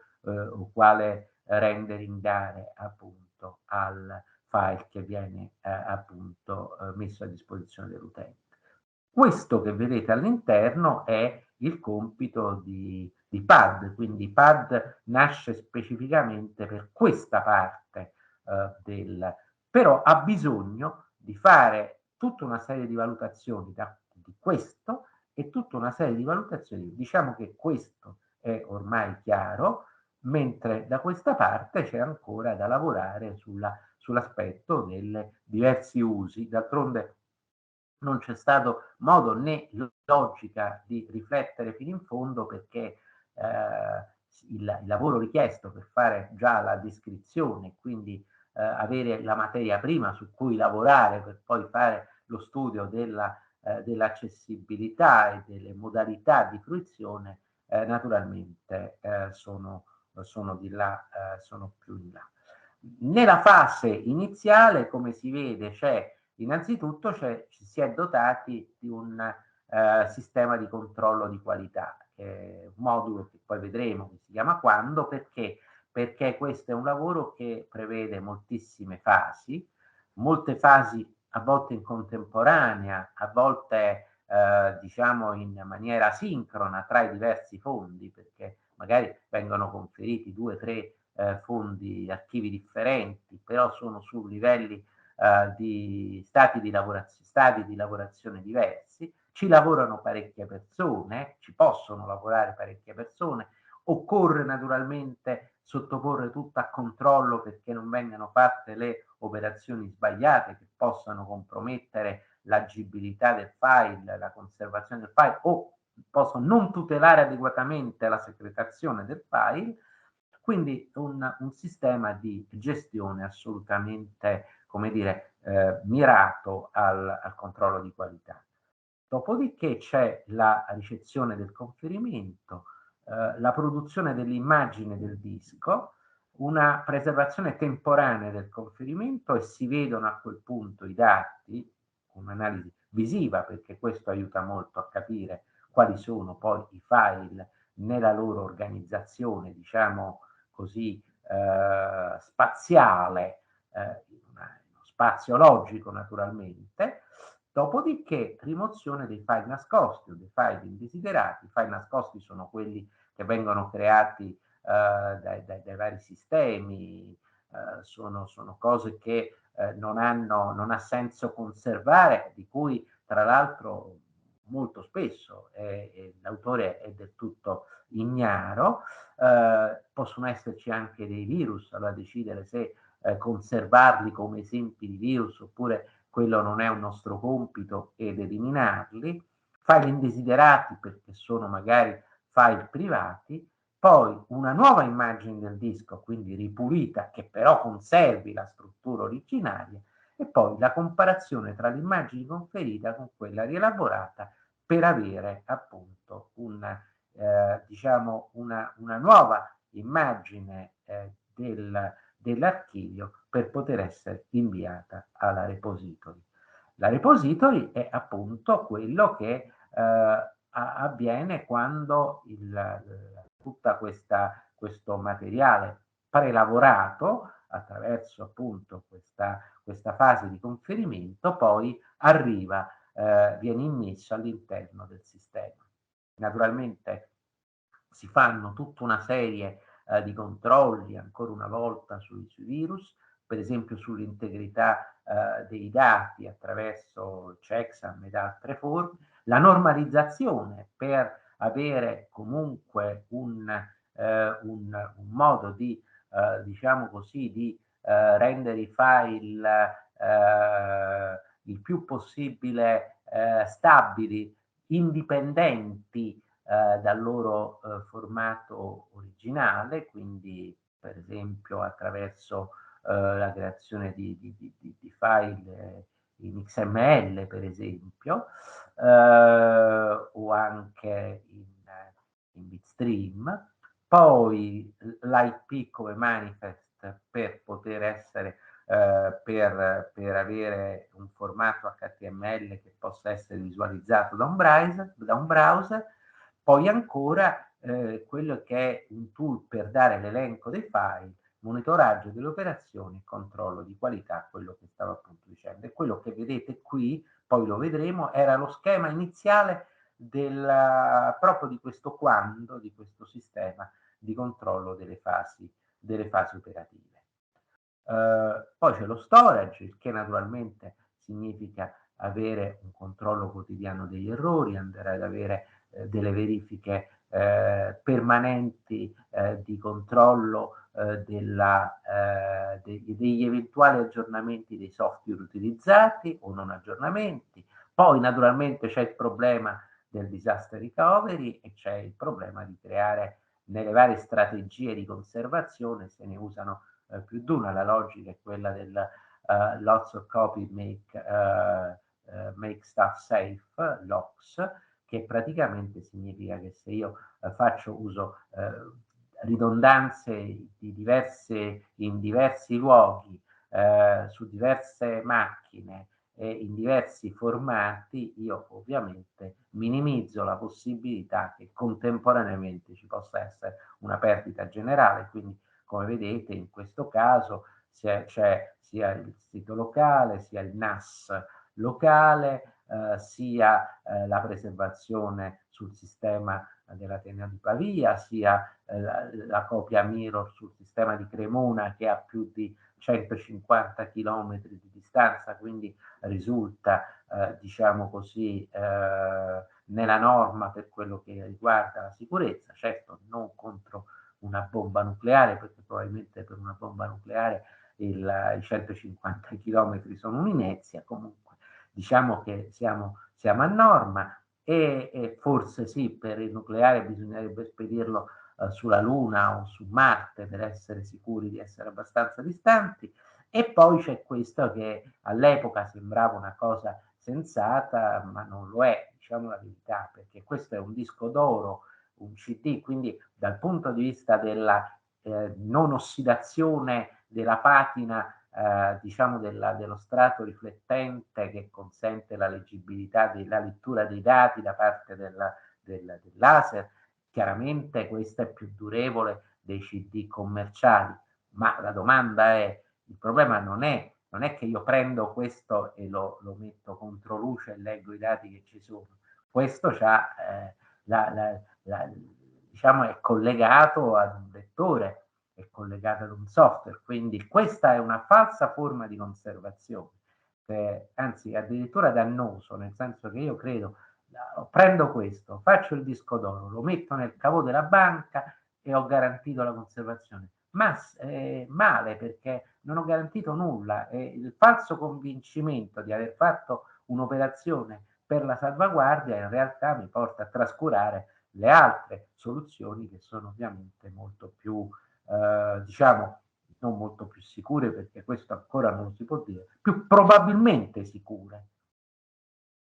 Questa è la gestione dei dati, quindi l'amministrazione del database, i fondi, l'interrogazione delle statistiche, i report, gli aggiornamenti. Poi c'è tutto quello che riguarda l'aspetto, diciamo, di interazione, gli utenti, permessi e così via, l'accesso, e poi ancora il progetto di preservazione che riguarda appunto tutta una serie di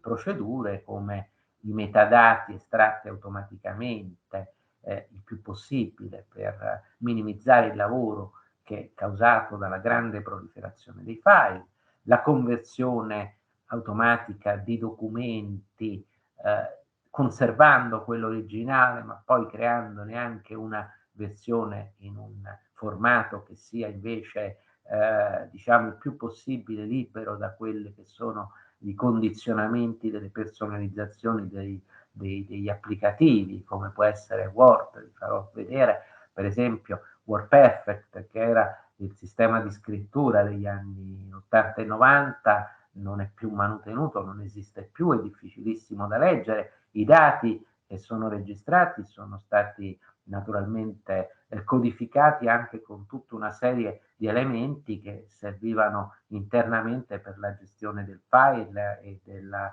sistema di visualizzazione dei file di WordPerfect. La stessa cosa si può dire per Word, eccetera. Quindi bisogna che ci siano documenti convertiti in maniera da essere, diciamo, anche liberi da questo tipo di condizionamento. Al tempo stesso la conversione dei documenti, per esempio il PDF, perché il PDF per l'utente che si voglia fare una stampa, eccetera, è la forma ovviamente più leggibile. Va bene, e poi, e questo è un esempio di analisi dei dati per dire come quello che si diceva. Qui abbiamo, chiaramente, qui ci stanno gli alberi, naturalmente qui abbiamo un conferimento appunto con una cartella \5 che ci sono dei dati che sono, provengono in Dropbox e provengono da un hard disk lazy. Dopodiché, se voi vedete in Dropbox ci sono queste cartelle, poi qui troviamo anche queste cartelle all'interno di una cartella parcheggio testi, dopodiché in Lazy troviamo la cartella parcheggio testi in cui è stato riversato questo contenuto di Dropbox, dopodiché di questo è stato fatto con sistemi come possono essere per esempio la Time Machine, il sistema automatico, cioè automatico di salvaguardia per esempio dei file in vari momenti, quindi non va a fare l'intero ma solo i file che sono cambiati perché sono stati rimossi, integrati, sostituiti, eccetera, e quindi abbiamo qui il salvataggio, eccetera, di questo, e poi di questo salvataggio è stato fatto anche un travaso su una pennetta data da Anna, persona X, e quindi allora vedete che in effetti nello sfoltimento dei dati noi troviamo che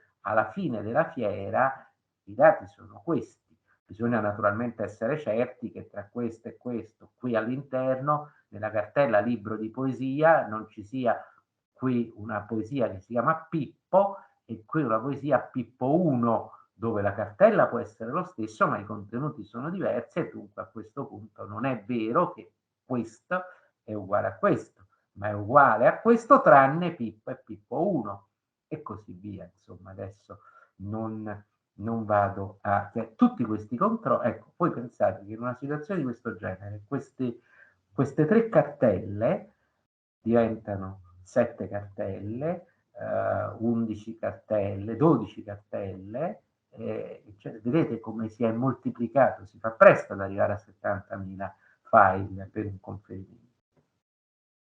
Le strategie di conservazione in realtà nessuna garantisce nulla, nessuna è appropriata per tutti i tipi di situazione, comunque 4 strategie: backup dei dati con bitstream copying, questo in fase di copiare su quel disco criptato, salvataggio su DVD che vi ho detto essere semplicemente un palliativo, virtualizzazione degli applicativi, cioè creare delle emulazioni in modo che si crei un ambiente che emuli l'ambiente di produzione del documento, la normalizzazione per esempio attraverso l'uso dei file XML e infine poi naturalmente non è una strategia di conservazione digitale ma è ugualmente fondamentale la consultazione dei file perché più persone lo studiano più probabilità c'è che i contenuti, quelli che poi interessano,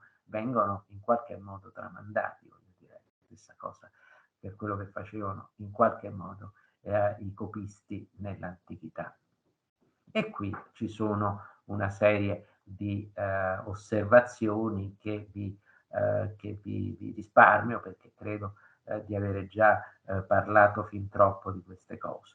L'aspetto della catalogazione, se volete, forse ad un archivista la parola catalogazione giustamente appare assolutamente fuori luogo, diciamo descrizione della catalogazione, ma qui non si vuole in realtà descrivere, qui si vuole semplicemente far sì che appaia chiaro all'autore conferente e al soggetto ricevente, cioè a PAD, l'amministrazione di PAD, qual era il contenuto della donazione, quindi non è una vera e propria descrizione, è semplicemente una catalogazione fatta attraverso quello che vi dicevo prima, cioè quel sistema del manifest, e poi l'estrazione, una prima estrazione di metadati non modificabili, cioè per far sì che resti assolutamente memoria di quella che è la situazione nel momento in cui è avvenuto il conferimento. Questi metadati non possono più essere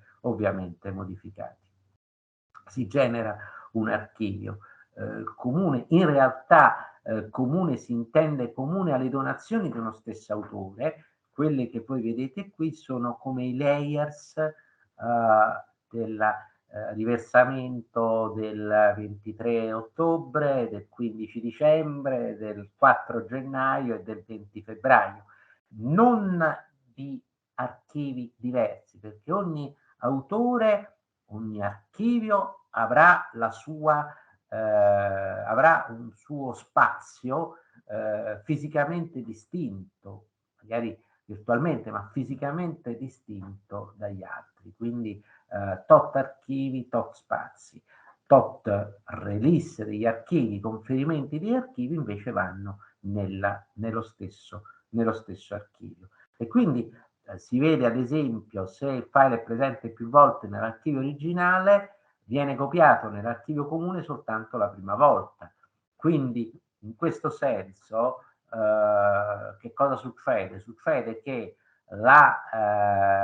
quando si fa un riversamento successivo, i file precedenti, la logica è la stessa se vogliamo della time machine, cioè se il documento è esattamente il medesimo, c'è la stessa data di creazione, la stessa data di ultimo aggiornamento, lo stesso nome del creatore e lo stesso checksum, viene conservato il primo, si indica che c'era presente ma non lo si copia, così si risparmia lo spazio e si crea una specie di tabella, se vogliamo, come Excel, in cui si collegano fra di loro gli elementi comuni indicando la loro provenienza. Se voi ricordate, nel manifest infatti uno degli elementi era la cartella e l'archivio di provenienza. Quindi i 14.000 file della donazione Severnini, per esempio, che sono stati analizzati proprio subito, hanno prodotto 7.000 file unici, sono comunque una grande quantità. Poi ci sono il problema dei file nascosti e degli archivi zip. Per esempio, i zip file vanno considerati come un file, vanno aperti, vanno unzippati. Ecco, si è deciso di considerare un archivio zip come una directory, perché un archivio zip ha come si dice, ha un proprio checksum e un hash number, e quindi possono essere conservati e trattati come tali. Poi ovviamente dovranno essere anche aperti per essere descritti ed essere poi messi alla disposizione. Comunque vedete sotto da discutere, cioè qui sono proprio i file di lavoro, vi sto facendo vedere questi. E poi ancora qui abbiamo il controllo dell'integrità dei file, eccetera. Vado avanti rapidamente per farvi vedere a questo punto altre cose. Questo è il quando che vi facevo vedere. Qui abbiamo il sommario dei fondi. Qui abbiamo le attività rispetto a determinati fondi con il responsabile, la data e così via. Poi vedete che appunto le X indica lo stato di avanzamento, quindi in questo caso per esempio Paolo Di Paolo non è ancora finita l'archiviazione, mentre invece Pecoraro è completo, in quel momento Avallone e Carofiglia erano completi. Poi se andiamo a vedere, questo già ve l'ho spiegato, quindi lo lascio. Qui nel DAMS abbiamo, nel Digital Asset Management abbiamo l'autore, il contratto dell'autore, la preparazione amministrativa, tecnica, il conferimento, eccetera, i ruoli e le attività, e qui abbiamo appunto il lavoro. Questo permette di gestire tutte le singole procedure. gli archivi, i conferimenti, la documentazione, i contatti, la gestione e le persone che se ne sono occupate. Quindi vedete che è una cosa importante. Qui naturalmente sono le cose che l'autore deve accettare, in cui ci dice che cosa deve farci, come bisogna comportarsi rispetto ai file, e poi anche quali sono quelle che saranno diciamo i tags di rischio, la valutazione del rischio che verrà usato dopo per distinguere e filtrare le varie opere per la consultazione. Su questo questionario richiamo la vostra attenzione, perché sono le cose da domandare, che domandiamo agli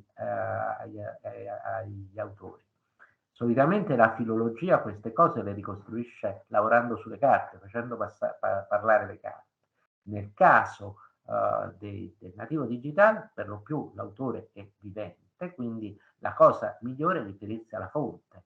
Quindi naturalmente sono domande che mirano, pur nel rispetto naturalmente della riservatezza, di fornire tutta una serie di indicazioni che poi sono importanti non solo per il nostro archivio, ma anche per gli studiosi, per esempio quali sono i processi di scrittura, qual è il rapporto col web, come utilizza i social network, come organizza i propri dati, quali sistemi utilizza, per che cosa. Poi è ovvio che questo serve anche a noi, cioè a PAD, voglio dire, per riuscire a capire come organizzare il conferimento. E quindi queste sono le cose. Vedete che poi viene fuori per i vari tipi di media, quindi ci sono i file sono 13.000, di cui gli unique sono 7.000, 6.900 sono quelli normalizzati, e qui vedete i vari tipi, appunto, le estensioni e così via. Poi si vede tutta la documentazione, perché c'è anche l'archivio dell'archivio che va appunto incrementato e conservato, quindi il contratto, l'atto modificativo, l'informativa, eccetera, e poi ancora le varie attività che servono appunto per svolgere tutte le varie funzioni. Naturalmente un archivio può essere, come vi dicevo, nel caso di Avallone coincide in minima parte con il suo archivio, una scelta di file che ha mandato. Nel caso di Carofiglio non coincide affatto, l'autore ha selezionato dei PDF e li ha mandati per posta elettronica, mentre invece l'archivio conferito coincide con quello dell'autore nel caso di Severnini e Pecoraro. Questo cosa significa? Che nel caso che coincide, allora si trasferisce sull'hard disk la copia dei file così come sono distribuite nei computer di provenienza. Se invece coincide solo in parte, oppure coincide in minima parte, quindi si trasferisce la copia dei file come sono distribuite, però tramite il questionario l'autore può aiutare PAD a dare informazioni sui file che non ha conferito, oppure si trasferisce sull'hard disk la copia della directory e dei file. E poi invece l'autore a sé, quindi in questo caso si prende ciò che viene mandato, i file non rappresentano organicità dell'archivio, quindi sarà molto difficile a quel punto fare anche la descrizione di natura archivistica, e quindi naturalmente su PAD non ci sarà traccia di tutto questo.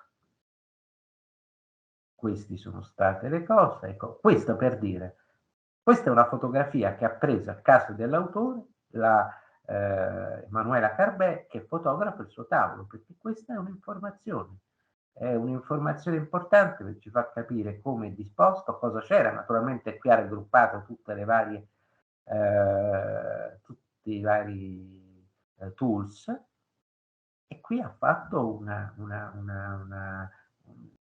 come si dice, un presa in carico di scatola verde per floppy disk a 2 scomparti contenente 26 floppy disk, e quindi qui blu, nero, cioè verbatim, cosa c'è, file RTF, doc, cioè sono tutte informazioni.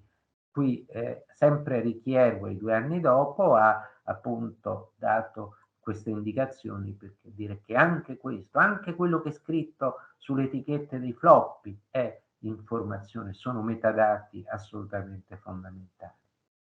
Poi ha fatto un'intervista questionario, quello che vi dicevo prima, e qui Francesco Pecoraro ha cominciato a scrivere e così via, insomma. Franco Buffoni, c'è il problema a questo punto anche del sito, questo è il suo sito.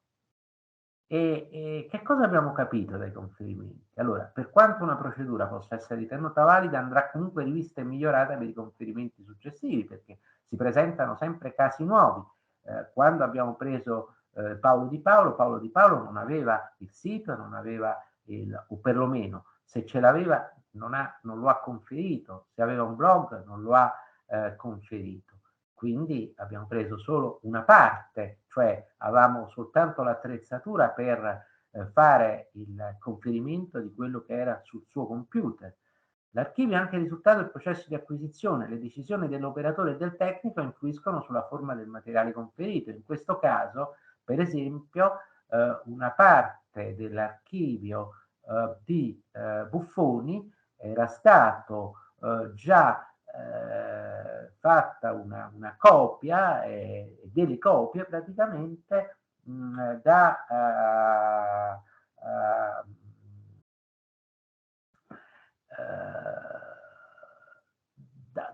uno in questo momento, scusate, il nome viene meno, e quindi il file era già stato prearchiviato, il che naturalmente crea qualche problema nel modo in cui le cose possono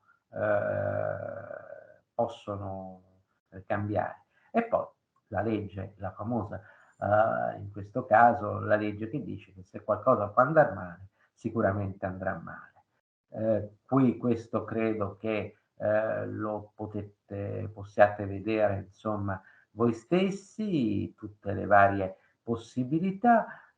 I metadati, ci sono metadati tecnici, amministrativo gestionali, estratti e inseriti manualmente. Questo era quello che si diceva prima, che venivano fatti con il sistema del manifest. Questi sono i metadati amministrativi gestionali che sono importati dal database di Quando, il gestore, il DAMS che vedevate prima. I metadati che vengono estratti attraverso dei sistemi di diciamo, tra l'altro anche sistemi di data mining, perché naturalmente a questo punto entra in gioco la tecnica dei big data e data mining, che vedrete un esempio rapidissimo che vi faccio vedere a che cosa poi può portare. Qui abbiamo per esempio l'applicazione di Asset Tool e vedete che ci sono tutti dei metadati che sono quelli che fotografano le cose che appunto sono importanti sulla tecnologia del singolo file, quando è stato fatto, insomma, per la parte amministrativa. E Paul, scusa se sì, ti interrompo, devo chiudere. Mi dicono dalla regia che siamo arrivati al limite, c'è anche qualche domanda. Sarebbe ovviamente molto utile, sono rimasto affascinato veramente ma anche dalla complessità del sistema, non immaginavo fosse così. E quindi se vuoi concludere, guarda, allora sì, forse farei vedere una cosa, perché prima, ecco qui c'è l'aspetto della conservazione e della descrizione. Per la preservazione si fa uso dell'informatica forense, tecniche di informatica forense, per la preservazione ma anche per la descrizione, la gestione appunto dei big data e del data mining. E qui vediamo qualche esempio, poi vabbè, lo studio delle varianti, eccetera, eccetera. Vi faccio vedere un esempio. Questo è il livello di rischio, quindi archiviare, sensibile, verificare, secretare, eliminare, problema tecnico, eccetera. E qui l'analisi delle frequenze. Questo è importante, per esempio, per capire quanto, per esempio, un file che viene all'interno del sito web e di cui c'è anche una versione in locale, sono lo stesso file o probabilmente lo stesso file. Se vedete qui ad esempio questi due file che si chiamano uno Happy Hour e uno Mocambo, vedete Acqua 25 occorrenze, qui 22, Alessandro 20, Sembra, mentre, poi c'è mocambo, poi però c'è altre cose, gente. Allora rientra, cioè siamo dentro una forchetta che ci fa intendere che questi due documenti sono in qualche modo relazionati. Forse uno dei due ha generato l'altro, forse uno dei due è stato ricavato dal primo dei documenti, a cui magari è stato poi aggiunta un'altra parte, per quello che si diceva prima di Severnini, ma che vale naturalmente per tutti, che però aiuta molto, perché si capisce che una cosa di questo genere permette per esempio di escludere che appunti Giugno e il tatuaggio, buca di bomba e il tatuaggio abbiano correlazioni. Tra le prime 10 parole significative non ce ne sono due uguali, identiche. Ecco, Bene. direi che a questo punto concludiamo. Se qualcuno ha una diciamo desiderio di sapere qualcosa su web archiving, possiamo mandare il filmato di 3 minuti, altrimenti sono qui chiudo la condivisione, sono qui per rispondere alle vostre domande, se ci sono, volentieri. E mi scuso se sono stato prolisso, insomma, da questo punto di vista. Grazie, grazie Paul, è stato veramente interessantissimo. Io avrei seguito per altre 3 ore, ma purtroppo non abbiamo più il tempo, forse anche la voce. Allora, io sentirei se ci sono delle domande, io ne ho scritte diverse, tra l'altro nella chat, alcune, ad alcune hai dato anche risposta, no? Per esempio i conferimenti nei vari anni comprendono anche il materiale consegnato negli anni precedenti, o si tratta di conferimenti incrementali. Qui ci ha spiegato il meccanismo dell'hash, no? Per cui se un documento è già presente non viene reinserito, ma se ne tiene nota. Ne tiene nota. PAD è accessibile online dagli utenti esterni attualmente, è consultabile internamente oppure nulla? No, è consultabile internamente, ma non dagli utenti e ancora diciamo a livello non per fare tesi di dottorato, studi specifici, perché manca ancora in questi casi l'accordo con l'autore, trattandosi di materiale che è diciamo ancora sotto diciamo i vincoli. Sì, c'è quel meccanismo dell'embargo di cui hai parlato prima. In parte sì. E un'altra domanda che mi sono fatto a proposito dell'archivio di Franco Buffoni, dicevi che lui utilizzava ampiamente i social media, e allora mi verrebbe spontaneo chiederti se nell'archivio sono state archiviate anche le sue interazioni con i social media, non so, i tweet, i post su Facebook. Questo lo chiedo anche perché qui a Ravenna abbiamo organizzato quest'anno la seconda edizione proprio di una Summer School dove affrontiamo il tema del web archiving e del social media archiving and preservation. Quindi è un tema che affrontiamo anche noi. Ci farebbe... I blog sono stati, si è lavorato sui blog e si sta lavorando dunque si sta lavorando sui social, però questo dipende anche dalla disponibilità del social a rendere visibile e fruibile quel materiale, perché l'idea è non di fare un puntamento, ma di avere localmente i dati con le relazioni almeno di primo livello, perché sono la giustificazione, nel senso che essendo una risposta a qualcosa come insomma una specie di causa-effetto, eccetera, non ha senso avere una sola cosa, ma bisogna avere anche la relazione, almeno quella di primo livello, se posso dir così. Esatto.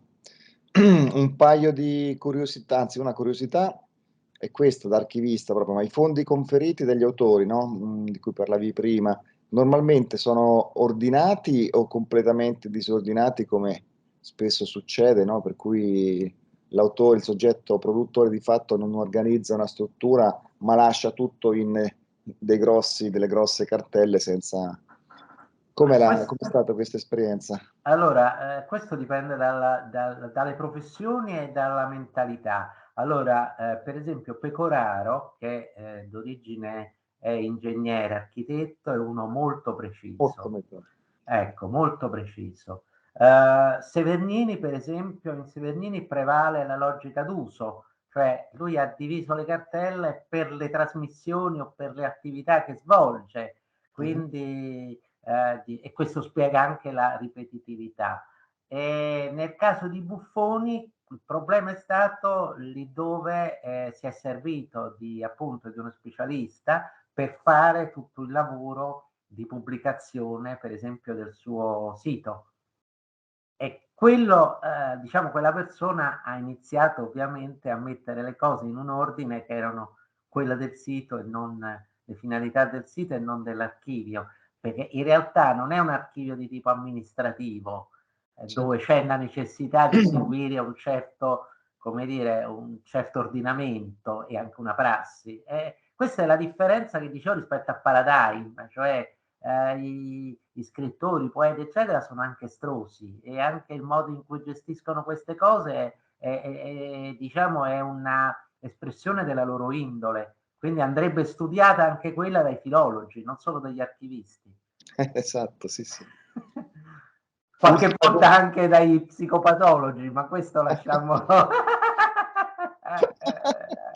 Esatto. Ultima domanda per chi volesse approfondire. Sapresti consigliare qualche, non so se c'è avete sviluppato delle pubblicazioni per approfondire un po' il progetto? Sì, c'è tutta la bibliografia, l'ho inclusa nelle slide. Ah, perfetto. Quindi se ci autorizzi rendiamo disponibili le Come slide. no, certo, cioè, poi la maggior parte sono open access, quindi perché sono su cose tipo Digitalia, Hype e cose varie, e poi i convegni dell'UCD, eccetera, quindi. Perfetto.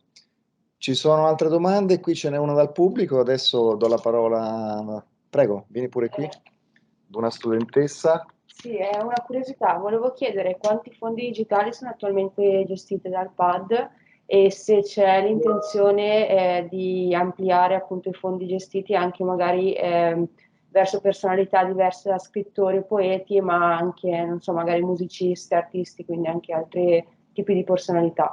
Grazie. Grazie. Certo, allora gli archivi sono 6, sono quelli che abbiamo visto, di cui abbiamo visto prima i volti. Ripeto che alcuni sono archivi propriamente detti, altri sono una scelta di file che hanno conferito gli autori, quindi non sono propriamente degli archivi nel senso archivistico, se vogliamo, tecnico del termine. L'apertura ad altri, certo, a persone di cultura è ovvio, deve essere trasversale. Certamente c'è come dire, una finalità comune, è quella che siano personaggi, diciamo, per lo studio, per la ricerca, eccetera. Se è stato ristretto all'ambito letterario all'inizio, è stato per avere, almeno nella fase iniziale, come dire, una comunanza di tipologie di documenti da dover gestire. Adesso che il sistema, diciamo, organizzativamente funziona, è evidente che si tratterà, per esempio, di immaginare tipologie con diciamo estensioni diverse, Wave piuttosto che MP3, 4, cioè voglio dire, è chiaro che a questo punto, e anche il sistema di fruizione, è ovvio che se fino adesso ho detto che un PDF è la cosa più comoda per la stampa, è evidente che questa cosa non si può applicare per gli audio video, è evidente, insomma. Anche archivi dell'oralità, perché secondo me anche ha molto senso se ci sono anche interviste che vengono fatte, oppure quando fanno dei panel, delle presentazioni, eccetera, anche quello viene registrato e può essere messo a disposizione, insomma. Sul fatto del numero si tratta semplicemente di quanto PAD è in grado di gestire, e quanti autori si rivolgano a PAD, perché appunto il tempo occorrente per digerire ogni conferimento è abbastanza lungo, a meno che non si aumenti il personale a disposizione, è chiaro. Perfetto, mi dicono che dobbiamo purtroppo chiudere perché c'è un altro evento a seguire, quindi non credo ci sia spazio neanche per sentire il pubblico a questo punto. Io Paul ti ringrazio Comunque se immensamente. qualcuno ha delle domande mi scrive all'indirizzo email che è indicato all'inizio delle slide, tranquillamente io risponderò nei limiti delle mie capacità. Va bene? Promesso. Perfetto. Grazie di tutto Paul, veramente anche di questa disponibilità finale a rispondere alle domande, non mancheremo, non mancherò neanche io, insomma, ho tante curiosità che sono rimaste così dalla tua stupenda esposizione. Per me è stato interessantissimo, così credo anche per gli altri e anche per i presenti qui in sala conferenze. Ti ringraziamo, ricordiamo ai presenti che il ciclo di incontri non finisce qui, quindi ci sono altri incontri in programma per i prossimi giorni, per i prossimi mesi. Riceverete sicuramente le informazioni in proposito. Ricordiamo il prossimo che è previsto poi per domani, 18 Esatto, marzo. Stefano, domani con Federico Meschini. Federico Meschini, l'età della disinformazione e l'importanza delle istituzioni della memoria. Coordina Lucia Sardo. Benissimo. Salutatemi Federico, Salutatemi Federico. Saluterò, porterò i saluti poi. Grazie Lucia. Grazie a te, Ecco, Paul. Grazie a tutti quanti, grazie Fiammetta. Grazie a te Paul, è stato un onore. Grazie, arrivederci. Benissimo, Arrivederci grazie a tutti. Paul. Grazie a voi, grazie. E scusate Grazie. ancora di quanto mi sono prolungato. Grazie della pazienza agli ascoltatori, insomma. Ma io, guarda, ti avrei ascoltato volentieri e come credo anche gli altri, purtroppo c'è un limite tecnico Sì, proprio sì, ma certo. ad un altro evento, quindi è così. Ciao. Grazie Paul, a presto, grazie a tutti.